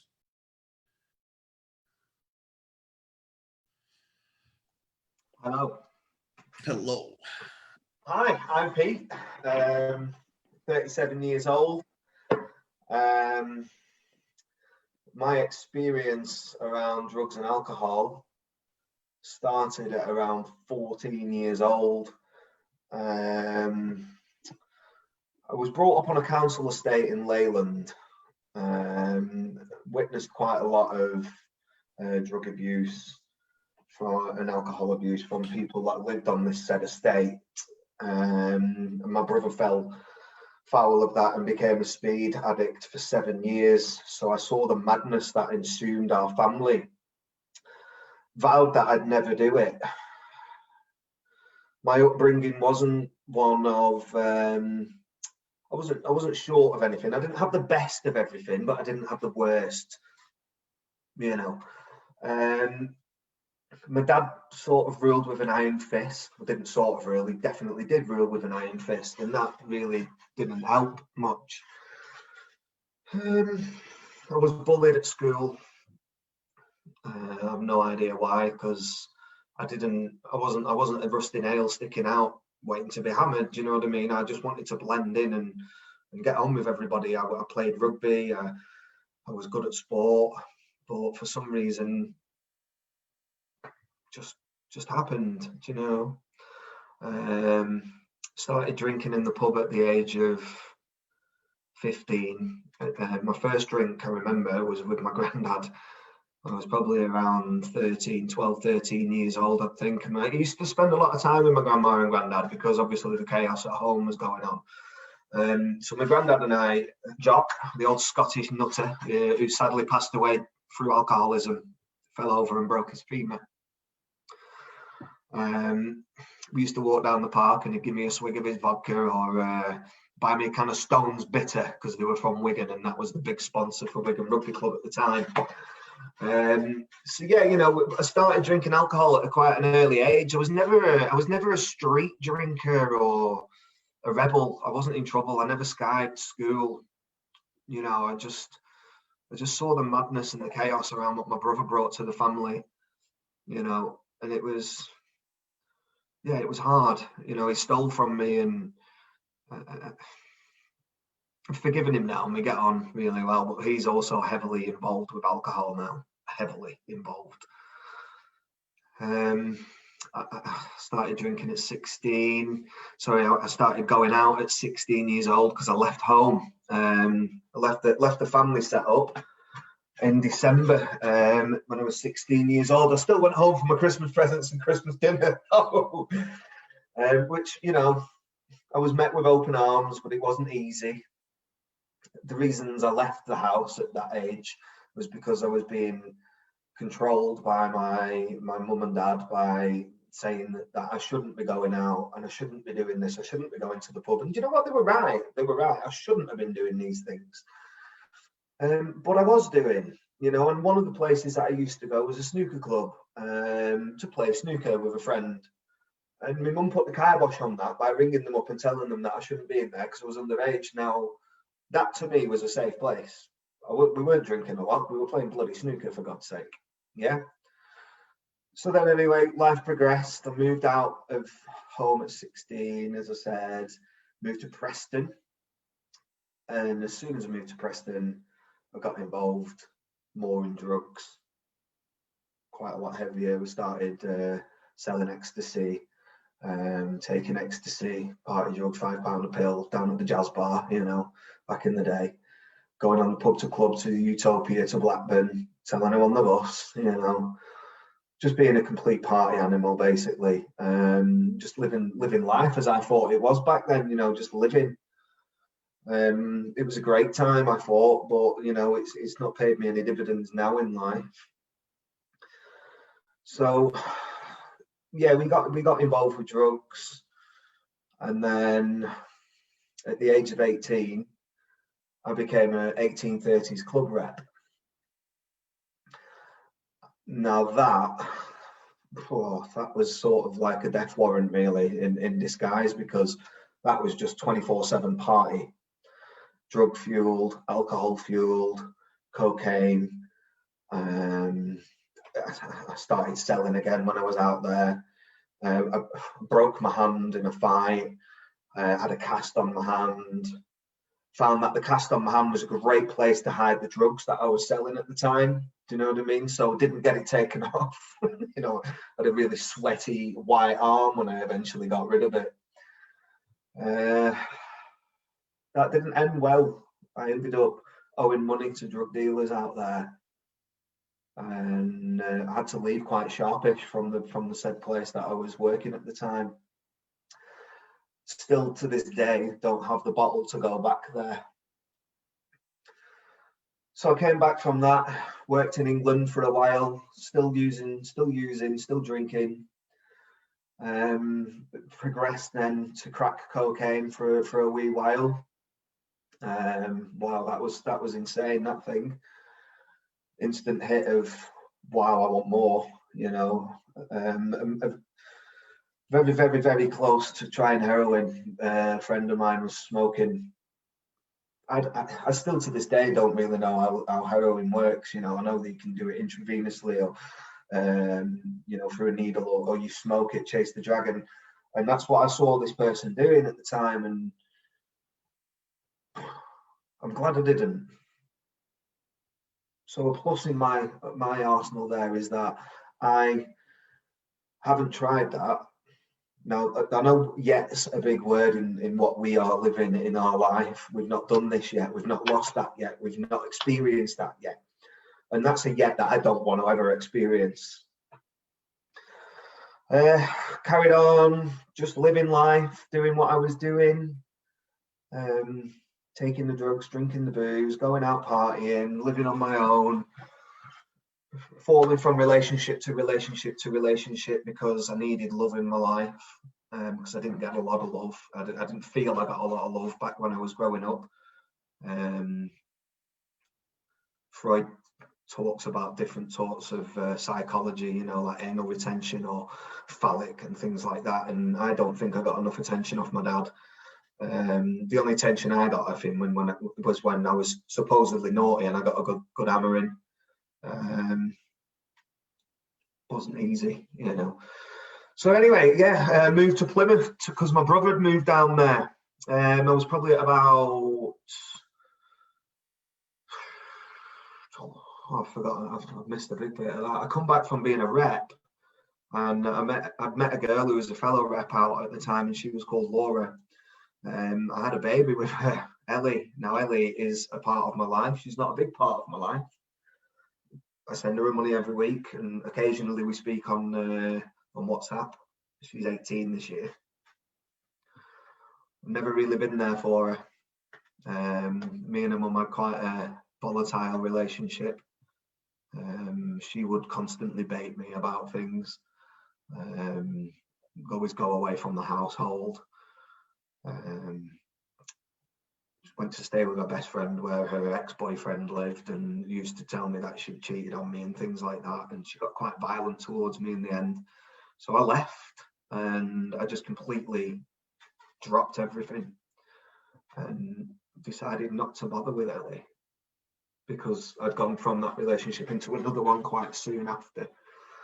And that partner that I was with at that time didn't want me to have a relationship with my daughter and that child, because they were jealous of that. And me being a weak, spineless person at the time, agreed with them. So I carry that guilt now to this day, that little girl didn't grow up with a daddy like she should have done. Carried on in life, like I said, and then moved to Plymouth where my brother was, because we are close, me and my brother now, even though he did do things, stole from me and bullied me when I was a kid with my other sister. I forgot to mention that my brother and my elder sister are from a previous marriage from my mum. They used to go shopping and that and leave us at home because they were considerably older, but they bullied the shit out of me. And yeah, it wasn't easy. So I moved to Plymouth, got a job down there, and ended up going and working in Bahrain, Qatar, Dubai, Saudi for 4 years nearly. Came back, I'm doing like 4 or 5 weeks on at work, came back to England. Bearing in mind now, I'm like coming towards my 30s, you know, so I've still contained and maintained this usage of drugs and drink throughout that period of time consistently, without much of a break. Came back from doing work out in the Middle East, and in that 4 or 5 week period, I'd earned between 10 and 30 to 40,000 pounds. Well, you can imagine what happened when I got home. Fast cars, fast women, hotels, different way of life. Now, my problem is currently I can't rewire myself to be able to live a normal life because I've lived that life. And it's very difficult. After I came back from the Middle East, I met my now ex-wife, and we had Amelia. And I started up my company, window cleaning, and we had quite a bad breakup. And I mean, Amelia's 8 she was 8 on Thursday, and I left just after her first birthday again. You know, tore out my ex-wife's heart, my daughter's heart, because I was going through a massive amount of depression because I'd then met some other people, and my cocaine went up from one level to the business class level to the next high level, you know, and it was really, really strong. And I think it fried my brain quite extensively because I ended up massively depressed. And after we separated, I tried to take my own life because of it. I got involved with amateur dramatics after I'd separated with her because I've always had this aching thing to sing and dance and act. And, you know, I'm great at putting this facade on the outside of me that I'm great and all things are right and everything's going to be fantastic and jazz hands, you know, and it's all going to be good. But the reason I did that is because that facade was my life, and when I was on that when I go to that stage to do that thing, that was me being somebody else and stepping away from the chaos and the madness. And the chaos and the madness is still involved in my life now to this day. I met Julie, who you've probably seen coming in and out with the technical difficulties to help solve them. And Julie, God bless her, has put up with so much from me. From when I split up with my ex-wife and then met Julie, probably a little bit too soon. But again, craving love, craving acceptance, craving things that I needed to make me feel good. Julie's been like a light, a beacon of light for me. You know, she stuck by me through some hellish things. And for 3 years of the start of our relationship, I was using cocaine daily and alcohol daily to deal with the way that I was feeling. Now, you know, we've turned the corner. We're not using now. I'm still drinking alcohol. I shouldn't be, and Scott's going to give me a right rollicking about that.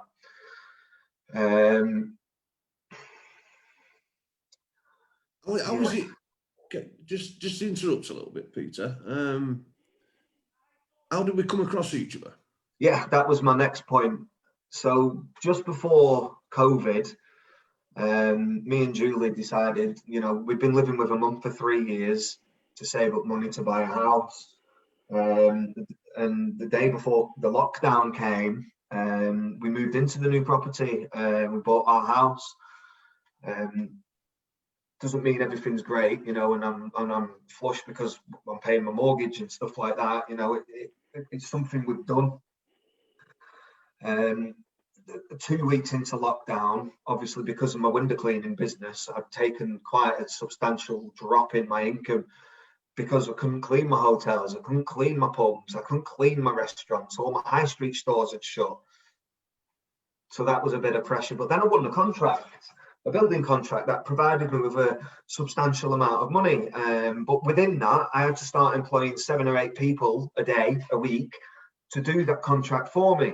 And the pressure of moving in the house, baby being born, the contract, and COVID, Pete picked up his old habits again, and he decided that Valium and pregabalin and prescription drugs was the way forward, mixed with a little bit of cocaine and alcohol, you know, was the thing. And I completely lost myself, and I blacked out, and I got in my van and nearly killed a mother and a daughter. Luckily I missed them, but I totaled somebody's car. And I don't remember any of this. Still to this day, I don't remember any of it. I woke up in the police cell and I was like, where the freaking hell am I? And then it obviously dawned on me where I was. And yeah, don't remember anything about it. Scary. Now that was scary. And that's where I met Scott Parker and got introduced to Red Rose Recovery. I'd briefly met Scott before this had happened, because I identified that I had an issue with alcohol and drugs, and I went to Inspire and ended up going on, getting on board with them, and then getting, you know, doing a medical detox at home one, and it worked great. And for about 13, 14 weeks, I touched no alcohol. This was just this December just gone when that had happened, and Christmas came along. I did the pub quiz at the Plungington Hotel, and after that I thought, you know what, I'm gonna have a beer. Shouldn't have done that. Should have carried on with the sobriety that I'd got under my belt, and you know, so I messed that one up. And then I tried to do another detox during COVID before the breakdown, I think it was. It's all hazy now. That one failed as well. So yeah, that's how we met, through my chaotic substance misuse and drink misuse. I was then introduced again to Scott and Glenn at Red Rose, and they have really, really helped out, you know, over this last 4 or 5 months. Yeah, you know, okay, I'm still drinking alcohol. I'm trying to maintain a level. I'm wanting to go to rehab, but for some reason I just cannot get speaking to somebody to see if I can be means tested, to see whether I can get into a facility. I think more what I'm trying to get at, and I mean, again, you're massive. I mean, listen, total credit to yourself for the kind of things that you've gone through. You know, the kind of place that you've been, you know, the kind of low self-worth and everything else, maintaining the kind of stuff that you've got, as of what you've said, is the yets if you haven't started looking at yourself and, you know, started believing in yourself as well, and changing your behaviours of where you've come from as well. So yeah, we got introduced through liaison diversion through the arrest referral situation. And yeah, we introduced you then into Red Rose and a peer-to-peer support. And massively, you know, you've been a big part of, you know, the peer-to-peer support as well, showing people encouragement as well as, you know, taking suggestions and guidance as well. Because I mean, we're not going to take credit for this because this comes from you. You know, you didn't know any different until you tried something new, you know, and I think this is massive as well because the drugs have been, you know, they've been put to one side. I mean, again, yeah, the alcohol, you know, I'd say massively you've tried, you know, not tried massively, you've done really well in maintaining the situation. You know, again, we've had plenty of conversations around this. No, I ain't going to bollock you. Don't worry about it. But what I am going to do is show you support and guidance because we don't shoot the wounded. You know, I know how long it took me to get to the places where I'm at, and I'm sure Glenn will reiterate this as well. I know how long it's taken me to get to where I'm at. You know, massively, you know, I've seen you grow through all of this as well, maturely. You know, snapping out of the way, thinking it's all about Peter, it's all about Peter. I've seen you massively grow towards, you know, the responsibilities that you've got and everything else, and maintaining your business and actually growing your business as to where it's at and getting a management on that. And you know, Peter, it's all credit to yourself and accepting that kind of help. You know, and we've got to know that until we, you know, start finding other avenues or start finding other services that will pick us up from where we need to be picked up from, and then be willing, because that's what I've seen from you. You've been willing to step forward and step outside of that pride, that pride, because that's what I hear. It's pride that's kept you going. You know, it's ego that's kept you going. You know, I know best, when what do we really know? You know, I didn't know how to live my life, but you know what? I always thought I had the answers, whereas I knew in the end I didn't. You know, and for me, it's massive how you've reached out, you know, now and took on board the services that have been put towards you. And, you know, credit to yourself as well, being on here tonight. And, you know, showing emotion, you know, showing your true self and, you know, getting vulnerable with that as well. And I think that's massive, absolutely massive. And that shows the kind of growth as to where you've come from as well, Peter. You know, for me, you know, it gives inspiration. It gives inspiration to other people. And, you know, you have, for me, you've come on leaps and bounds. You've come on leaps and bounds. We keep that regular connection. You know, you've got a place, you know, in my heart, in a sense, you know, the kind of things that we talk about and everything else, but you get identification. I mean, where is it you've had these conversations before, Peter? And this is a massive thing that we've got to recognise, isn't it? This is it, you see. Being able to release it, being able to vocal it, you know, being able to talk about these things. And you know what? I'm massively proud of you. Massively proud of you. You know, and especially where we're at today. Have we, Glenn, yeah. Well, I've got just something to touch on with Peter. So just to let you know, when you just touched on it about getting means tested and about do you fit the criteria about rehab and stuff like that. So I can actually, I'd say that is in process now. So me and my colleague are in the process of speaking to LTC around getting your means tested and do you fit the criteria, and if so, then what's the pathway? And also there's other teams we can speak to Inspire in that as well to get some clarification on that. So hopefully that'll be early next week when we can relay that back to you. But yeah, you're massive part of what we're doing. You come on groups and all right, yeah, you're not where you want to be at, yeah, but where you've come from to where you're at now is a massive progression. So don't take anything away from that, in a sense of, yeah, you're on a journey, aren't you? You're on a journey, but you're on a journey with us, and as long as you stay on that path, you'll get to where you need to be. Well, that's it. You know, you say you're on a journey. It's like a train journey, isn't it? Now, there's only one destination if we carry on doing what we're doing, and that is death. So it's up to me to get the fuck off the train. Sorry. It's all right. Don't worry about it. It's all right. What do we call that? Swearing with passion. There was passion there. Swearing with passion. But I think we have to hold it back on this kind of platform, but that's all right. My apologies. You've got some love from the community. You've got Joe Futterfield, Respect Peter. You've got Beth Ferguson, Authentic Share, Can Feel the Emotion. Every credit for being so brave and reaching out, Peter. You've got Well Done, Peter, from Leanne Roberts. You've got absolutely loads of comments. There's that many. I haven't got time to read them all out, so we'll be till about 10 o'clock. But just the point being, you've got a lot of support from the community. So just keep doing what you're doing, Peter. A massive love to yourself, and you know, massive respect as to the kind of platform that you put yourself on tonight. You know, it takes courage, and that's one thing I've recognised from yourself right from the beginning, Peter. You've got courage. Yeah. Thank you. Much love to you, my friend. Well done, mate. Well done, pal. Much love. Right, swiftly we're going to move on, and we've got our very own Barbara English. Hello, honey. How are you? Hello, I'm fine, thank you. So come on, Barbara. Talk about what we're going to talk about. Let's get conversation engaging. Right. We lost one of our members week before last, and his story kept playing on my mind, and his story and the way we were with him and the way he was with us. So I've written a story. I'm going to read it, and I think it should, everybody in some way will recognise parts of themselves in this. Okay, it's called Graham's Story. Graham had always loved to socialise. Going to the pub after work was a regular habit. He had a good job, was seeing a lady friend, and was going well.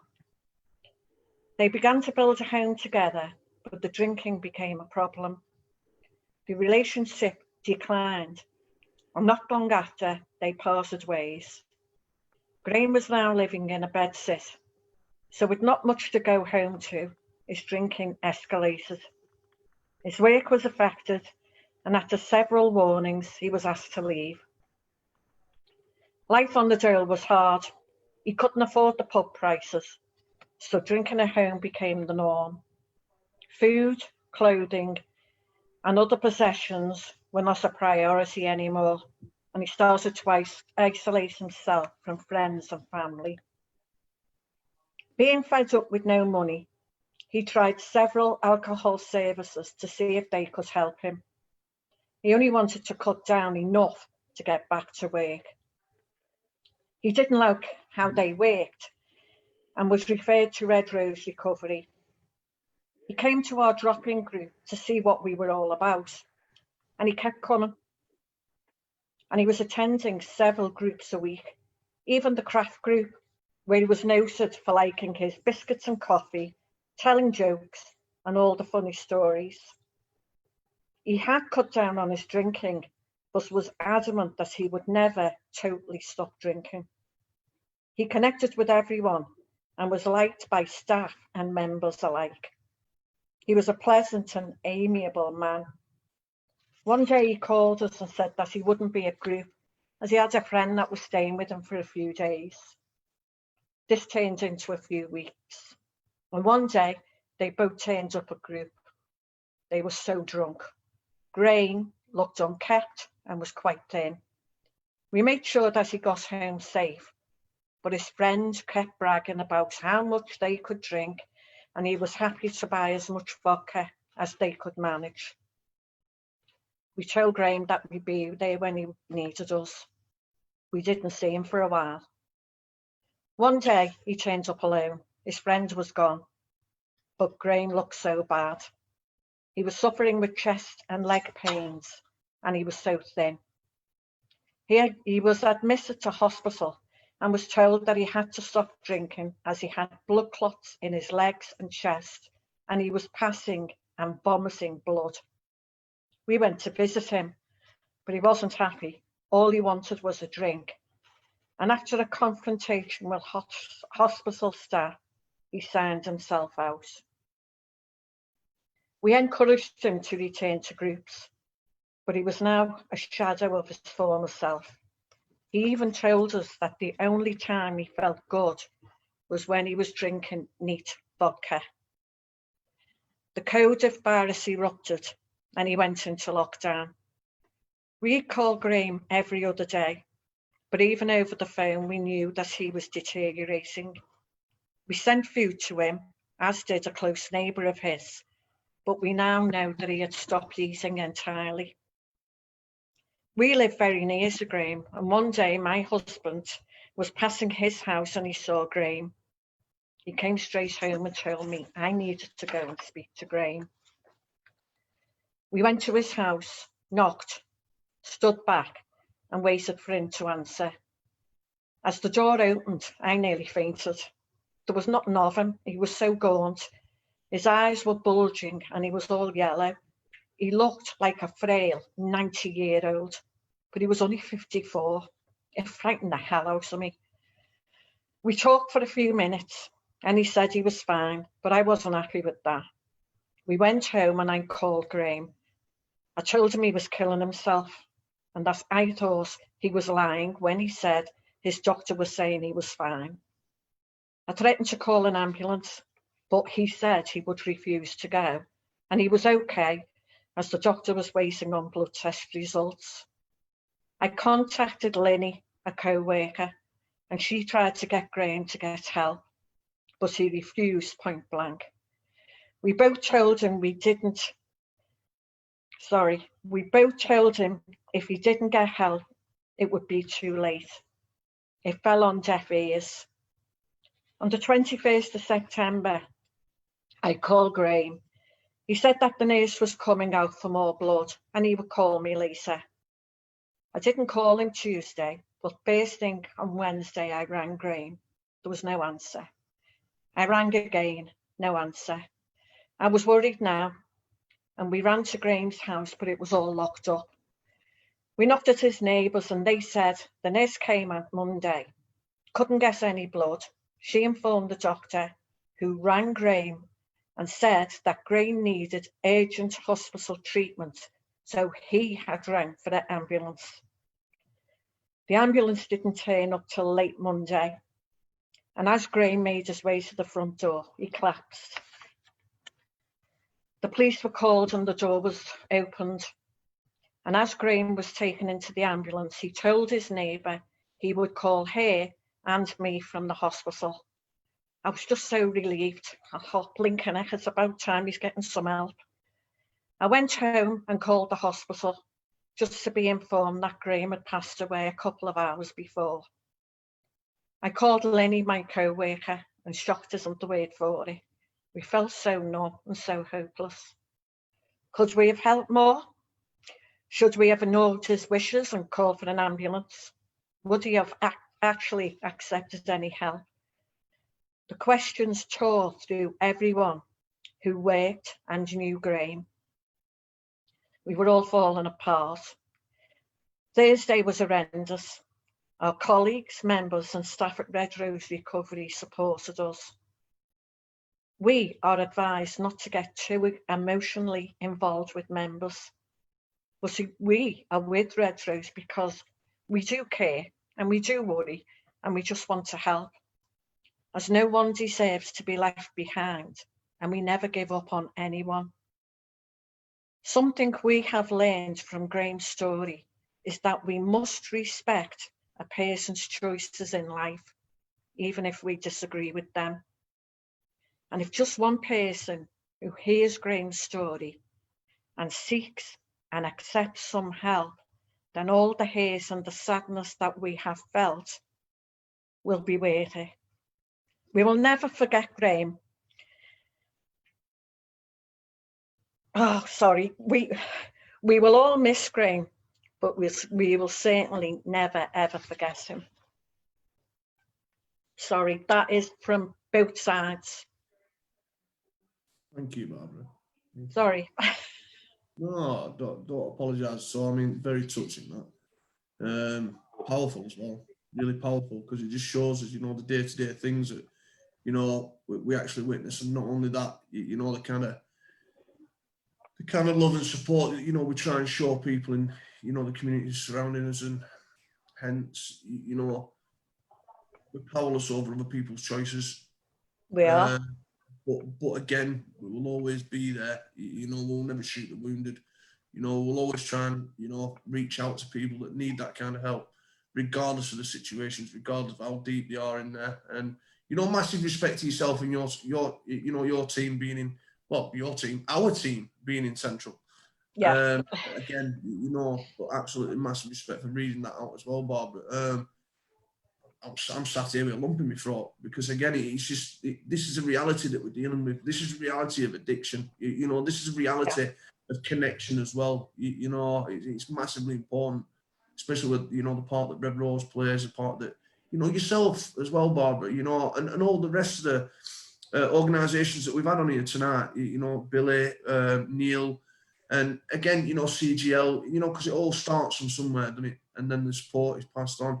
And then we all try and link in, we all try and help other people from organisations, being signposted from all over the place. And again, it's a powerful message. It's a powerful message to it all. Yeah. Have we any feedback there, Peter? Yeah, man. We've got a very touching story from Leanne, Bev, our amazing Barbara. Joe Duffield, powerful story. Lynn Roberts, well read. Lynn Roberts, very powerful and touching stuff. Loads of love, loads of respect, and fantastically well read. You nearly Can I come in? Can I come in? Just want to obviously take my hat off to you, Barbara, as well, because I know that you was saying that from someone else's perspective who you've lost, but I know that you and another colleague and the team down in Skem have obviously had a really, really difficult week with obviously losing, because, and I think that I spoke to you and my other colleague, and we had a discussion, and what you turned around and said was, we don't treat these people like clients, we treat these people like friends. Yeah.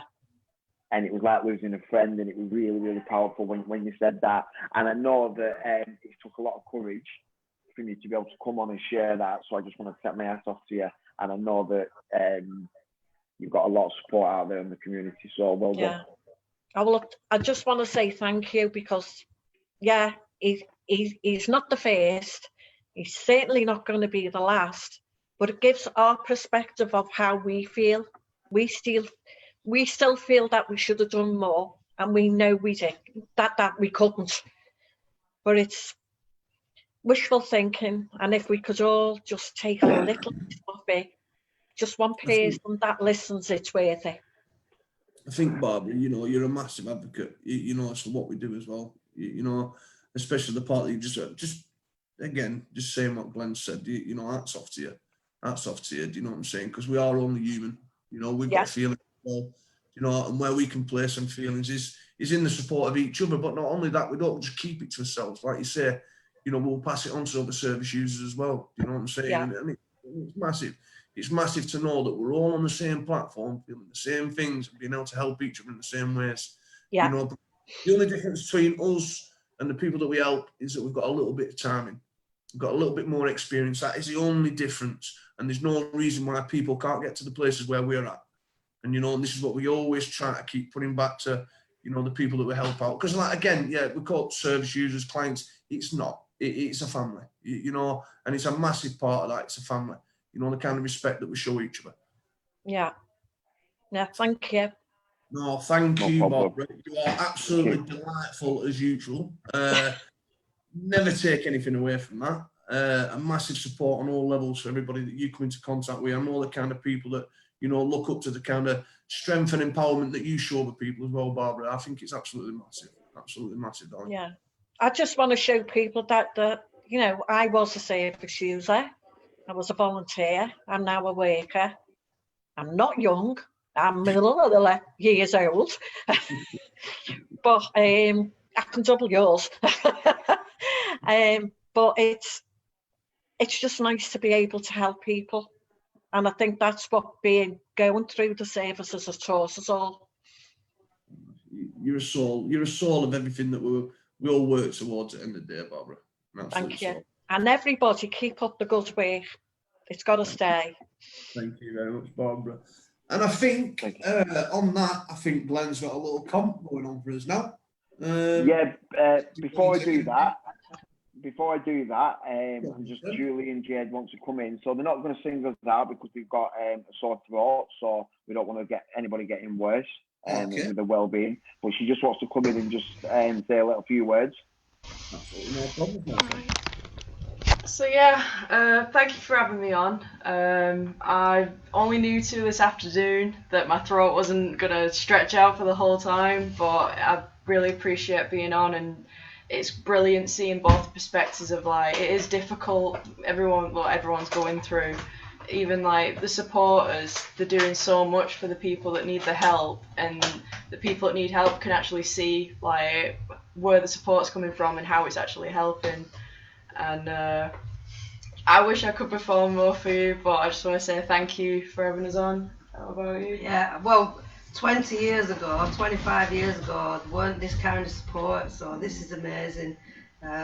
Things have really dramatically changed for the better. Onwards and upwards, yeah. Yeah. And I thank think you so much. And I think for me, Julie and Jade, you know, massive as to what you guys do as well, because you show a lot of inspiration on the platform. Be it that your voice is broken tonight, although it is angelic. Let me just no. Very angelic. And Julie as well, massive thank you for being on this platform, for, you know, the kind of support that you're showing people in the community. You know, again, it just bonds us all together. Just shows that, you know, what we're doing has massive effect. And not only that, you know, we don't do it on monetary value. We do it because we care. Yeah. Yeah. Thank you, girls. Thank you very much. Thank you very much. Well done, Julie, Jade, and Luke. It's been great having you. Cool. Oh, Mr. Allen, tell us if we've got some money to give away, please. Please tell us we've got money to give away. Well, we have, but we've got a bit of a small problem. It's Something small.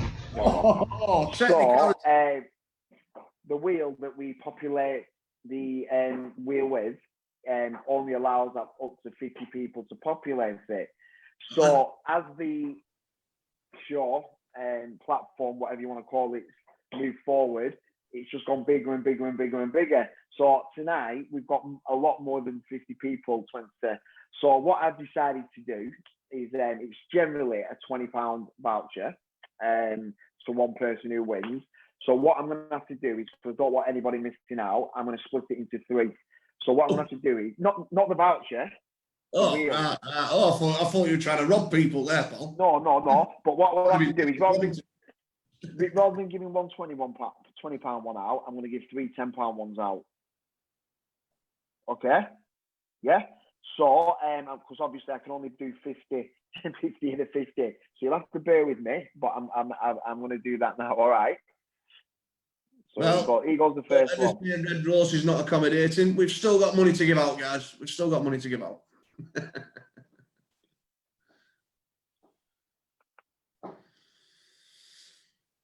Oh, I'm feeling all excited. Can everyone see that? We certainly can. Right, so this is the first 50. Well, first quarter, should I say. First third, Glenn. First third. I wasn't good at school, so just leave me alone, Scott, okay? Oh, wait, I've got your back. Okay. So here goes. Here goes for the first £10 one. This is for liking and sharing from last Saturday up until today. So what I'll say is, going forward from this Saturday to next Saturday, if you like and share, you will enter next week's competition. Liking and sharing, guys. Liking and sharing. You could also be a part of this massive big wheel. Oh, Angela Venita Strong. There goes our first £10 tonight. Very well done. Red Rose will be in touch with you. We shall make sure we get this £10 voucher get sent straight to yourself. First class as well. We do put first class stamps on them. It will get, we can afford them. Glenn plays the second part of the third. Right, bear with me, guys. This is like technical. So you'll just have to bear with me. Tension, not technical. This is tension. No pressure. No pressure. I thrive on pressure. I thrive on it. Oh, we'll live for it.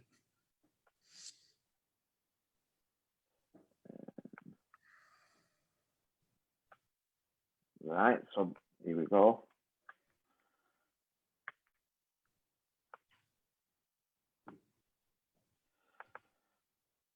This is the second lot. Okay, can everyone see that, yeah? We can see this, my friend.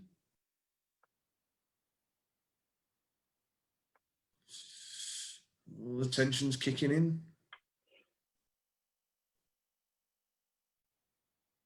Oh, June Watson. We shall very shortly be sending you a £10 voucher. Do not leave home. Wait for the post. And can I say as well, we've actually moved with the times with these digital platforms. So now, you just reminded me then when you were saying about stamps and that. So now we've got a way of actually buying e-vouchers and sending them through email, which is... Sorry for behind on the times, my friend. You know, we are actually saving on first class stamps, guys.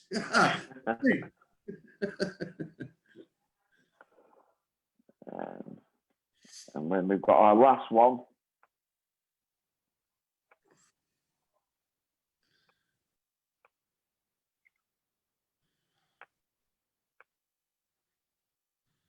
Sorry, people, I just have to move the names into it. Do not apologise, Glenn. All accommodating. And here goes the last one. Oh.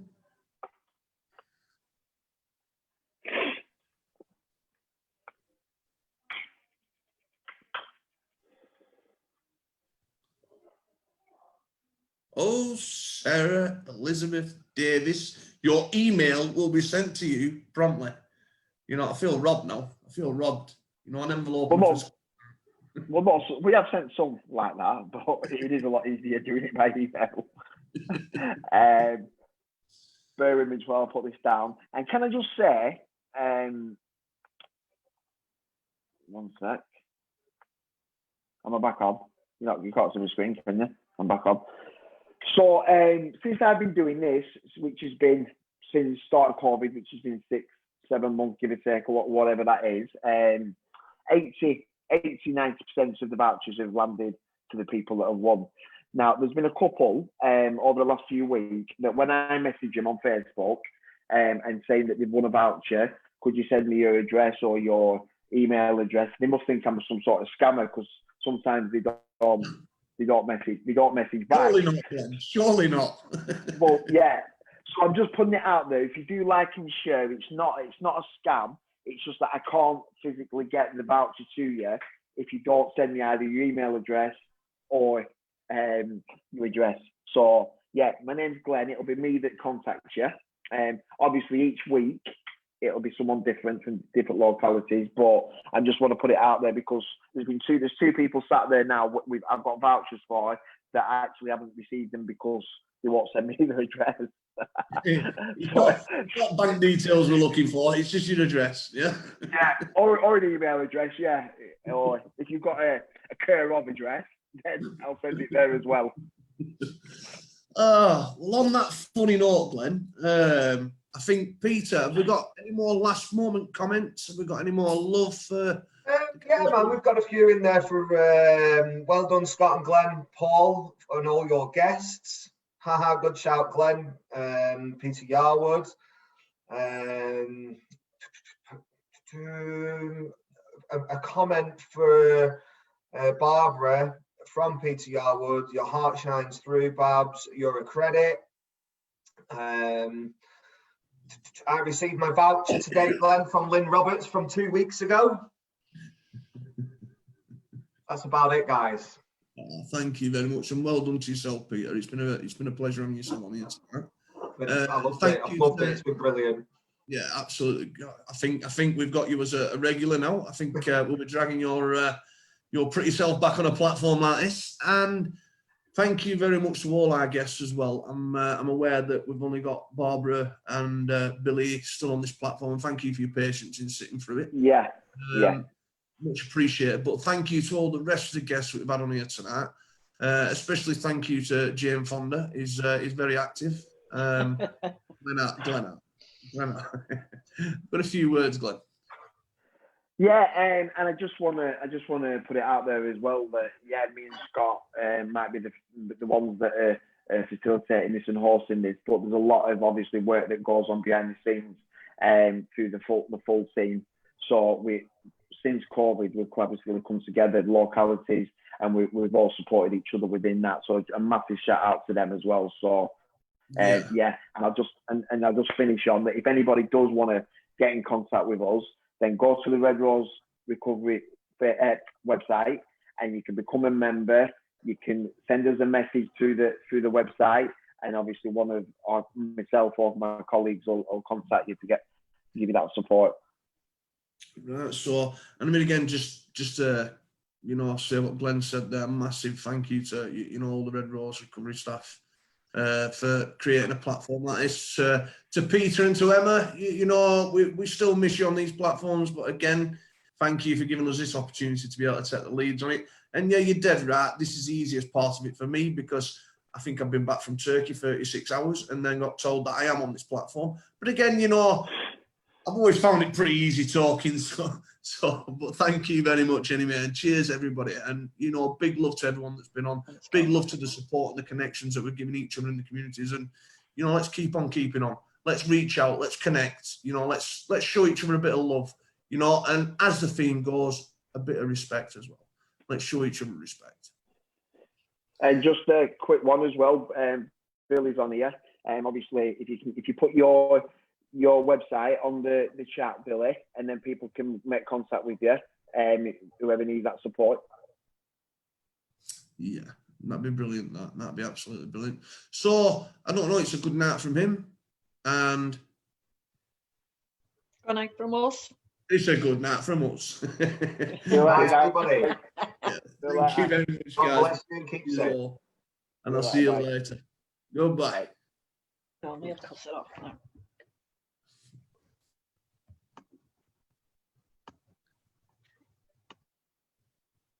Still got us on live, Glenn, unless you want.